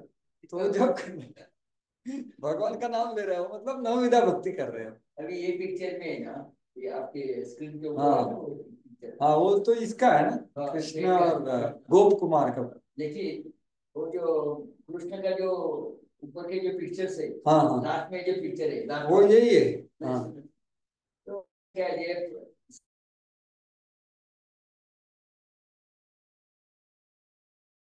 लेकिन उसमें चित्र कैसा दिया है, देखो उसमें अभी आपने गोप कुमार का आलिंगन कर रहा है, लेकिन उसमें क्वालिटी क्या है कि कृष्ण का हृदय लेफ्ट साइड और जो गोकुल उसका लेफ्ट साइड दोनों ये होता है, क्या होता है? आलिंगन कर रहे हैं, आलिंगन स्पर्श कर रहे हैं एक इसका दूसरे मतलब हृदय हृदय से हृदय तक। को। हाँ बिल्कुल एकदम सही। इसमें उल्टा है थोड़ा। अरे बाप रे, मैंने देखा नहीं भाई, आपने बहुत डिटेल में देखा। तो ये है, देखो इसलिए ना, एक कौन सा भी योग पद्धति होता है उसका एक होता है बाहरी रूप, और इसका एक आंतरिक विचार और चेतना। तो अभी बुक डिस्ट्रीब्यूशन है, तो बाहरी रूप से कार्य लगेगा वो, लेकिन आंतरिक रूप से भाव से तो वो भक्ति है, डायरेक्ट नवविधा भक्ति, कीर्तन, समाधि, प्रभुपाद जी बोलते समाधि। अच्छा समाधि। हाँ, जो आदमी, आप अगर कौन इधर डिवोटी आते हैं ना, वो आप उनको देखेंगे बुक डिस्ट्रीब्यूशन करते हो तो आप बहुत प्रभावित हो जाएंगे। नवीन, His Grace नवीन नीरद प्रभु, अच्छा वो आते थे, वो इतना डेली 4 सुबह इंटेंस मॉर्निंग प्रोग्राम 16 माला करके मिनिमम 2 से 4 घंटा प्रभुपाद जी का पुस्तक गहराई से ग्रहण करके बुक डिस्ट्रीब्यूशन करते थे। तो पूरा उनका चेतना कृष्ण भावनामृत होता है। तो इतना बुक डिस्ट्रीब्यूशन जबरदस्त करते हैं ना। समाधि मतलब आपको दिखेगा वो क्या बात कर रहे हैं, कैसे कैसे कर रहे हैं, वो सिर्फ ऐसा कन्विंसिंग नहीं है जो MBA वाले कर सकते हैं, वो एक अलग स्किल हो गया। ये भक्ति का शक्ति है, और वो महोत्सव प्रभु है। वो एक दिन में कुछ हजार पुस्तक किए, अच्छा एक दिन में, और ऐसा स्पॉन्सरशिप नहीं है, तो बीजी कॉन्टेस्ट नहीं, एक 1-to-1 भागवतम सेठ दिए। लेकिन ये क्या है, उनका भक्ति, उन्होंने बात करके लोगों को ये किया, तो उसमें पूरा समाधि है, भगवान आदान प्रदान कर रहे हैं। उनके स्वार्थ कुछ नहीं है इधर कि मेरा नाम होगा, नहीं, भगवान का गुणगान हो रहा है, भगवान का कीर्तन। तो भक्ति अलग है। लेकिन कोई बहुत स्किल का देखता है बात करने में, तो वो मिश्र भक्ति हो गई। वो देखेगा मेरा स्कोर कितना आएगा, तो वो फल का आकांक्षी हुआ, तो कर्म मिश्र भक्ति हो गई। अरे आपने जो इसका बताया प्रभुपाद का जो लेटर, लेटर का नहीं, जिससे एक आपने उदाहरण वो दिया, पैसे वाला, पैसे वाला, पैसे का उदाहरण। उसमें वो अनासक्ति भी नहीं पहले जैसा, हाँ, पूरा आसक्ति भी नहीं, आसक्ति। उसका बराबर योर टाइम जो बिल्कुल। चीज के लिए जरूरत है उधर उसको डाइवर्ट कर दिया। हाँ एकदम बराबर, परफेक्ट, ये भक्ति हो, शुद्ध भक्ति केवल। एंजॉय नहीं और एस्केप नहीं, इसके पेज एंगेज, प्रॉपर भगवान, reason, engage in proper way, knowing who it belongs. ये मेरा नहीं, भगवान का, भगवान की सेवा में लगाएंगे, ये भक्ति होगी। उसमें छोड़ना नहीं है या पकड़ के भोग नहीं करना, सब कुछ भगवान, अपना देह से लेकर के, अपना बुद्धि से लेकर के, अपना परिवार से लेकर के, अपना जो स्किल है, एबिलिटी, सब भगवान के। कुछ नहीं लगता क्या भगवान की सेवा में? सब कुछ लगता है, मंदिर में सब कुछ लगता है ना। इसलिए प्रभुपाद का रेवोल्यूशन है, ये ऐसे मंदिर बनाया ना जिधर आदमी कुछ भी कर सकता है, जो भी वो भौतिक लाइफ में कर रहा था ना, वही चीज इधर कर सकता है भगवान की। तो भक्ति हो जाता है वो पूरा का पूरा।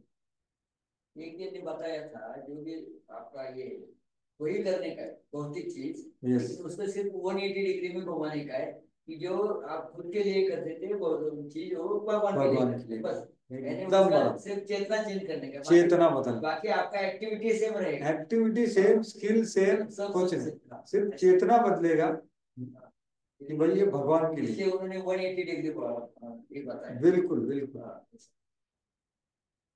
और वही चेतना हम देखते हैं ना इनमें, जैसे जयानंद प्रभु है, बोलने के लिए बहुत इजी है प्रभु, सब कुछ भगवान के लिए। अभी मैं जब जॉब कर रहा था, तो मैं का पूरा सैलरी दे रहा था क्या कृष्ण को? नहीं दे रहा था, 10%, 15%, वो भी मुश्किल से दे रहा था। हालांकि वो राजेश हमको ने बताया था ज्वाइनिंग के पहले आप अच्छे से इकट्ठा करके सब पेरेंट्स को दे दो, लेकिन वो पूरा भगवान को देने के लिए श्रद्धा चाहिए। जो परम जो गोपाल कृष्ण महाराज के पास था, जयानंद प्रभु के पास था, वो सोचे नहीं कि अरे मेरा परिवार कैसे चलेगा, अरे वो भगवान देख, अरे भगवान को सब करे तो भगवान आपका परिवार चलाएंगे ना। जैसा मुर्गा क्या उसका मुरारी क्या वो जिसको मारने वाला था वो मृगारी, मृगारी, यस एकदम बराबर। मृगारी का श्रद्धा, वो तोड़ दिया, धनुष को तोड़ दिया। वो बोला मेरा पेट का क्या है, वो मैं देखूंगा, आप धनुष को तोड़ो। तो बोला ठीक है तोड़ देता हूँ, तोड़ दिया। तो फिर खाना आया उसको, ज्यादा से आया, जितना चाहिए उससे ज्यादा आया। लेकिन नारद मुनि ने आदेश क्या दिया था, अगर ज्यादा आता है ना तो ग्रहण मत करो। तो वो ऐसा किया उसने, नहीं तो क्या करता, अरे आज ज्यादा आ गया है कल के लिए रखते। आदेश का ये नहीं होता। एक्चुअली एक इन्होंने बताया था, एक आपके क्या बोलते, कौन सा जीबीसी वाले एक आए थे जीबीसी इसके पहले, कोरोना के पहले, हाँ व्हाइट ड्रेस में थे। उनका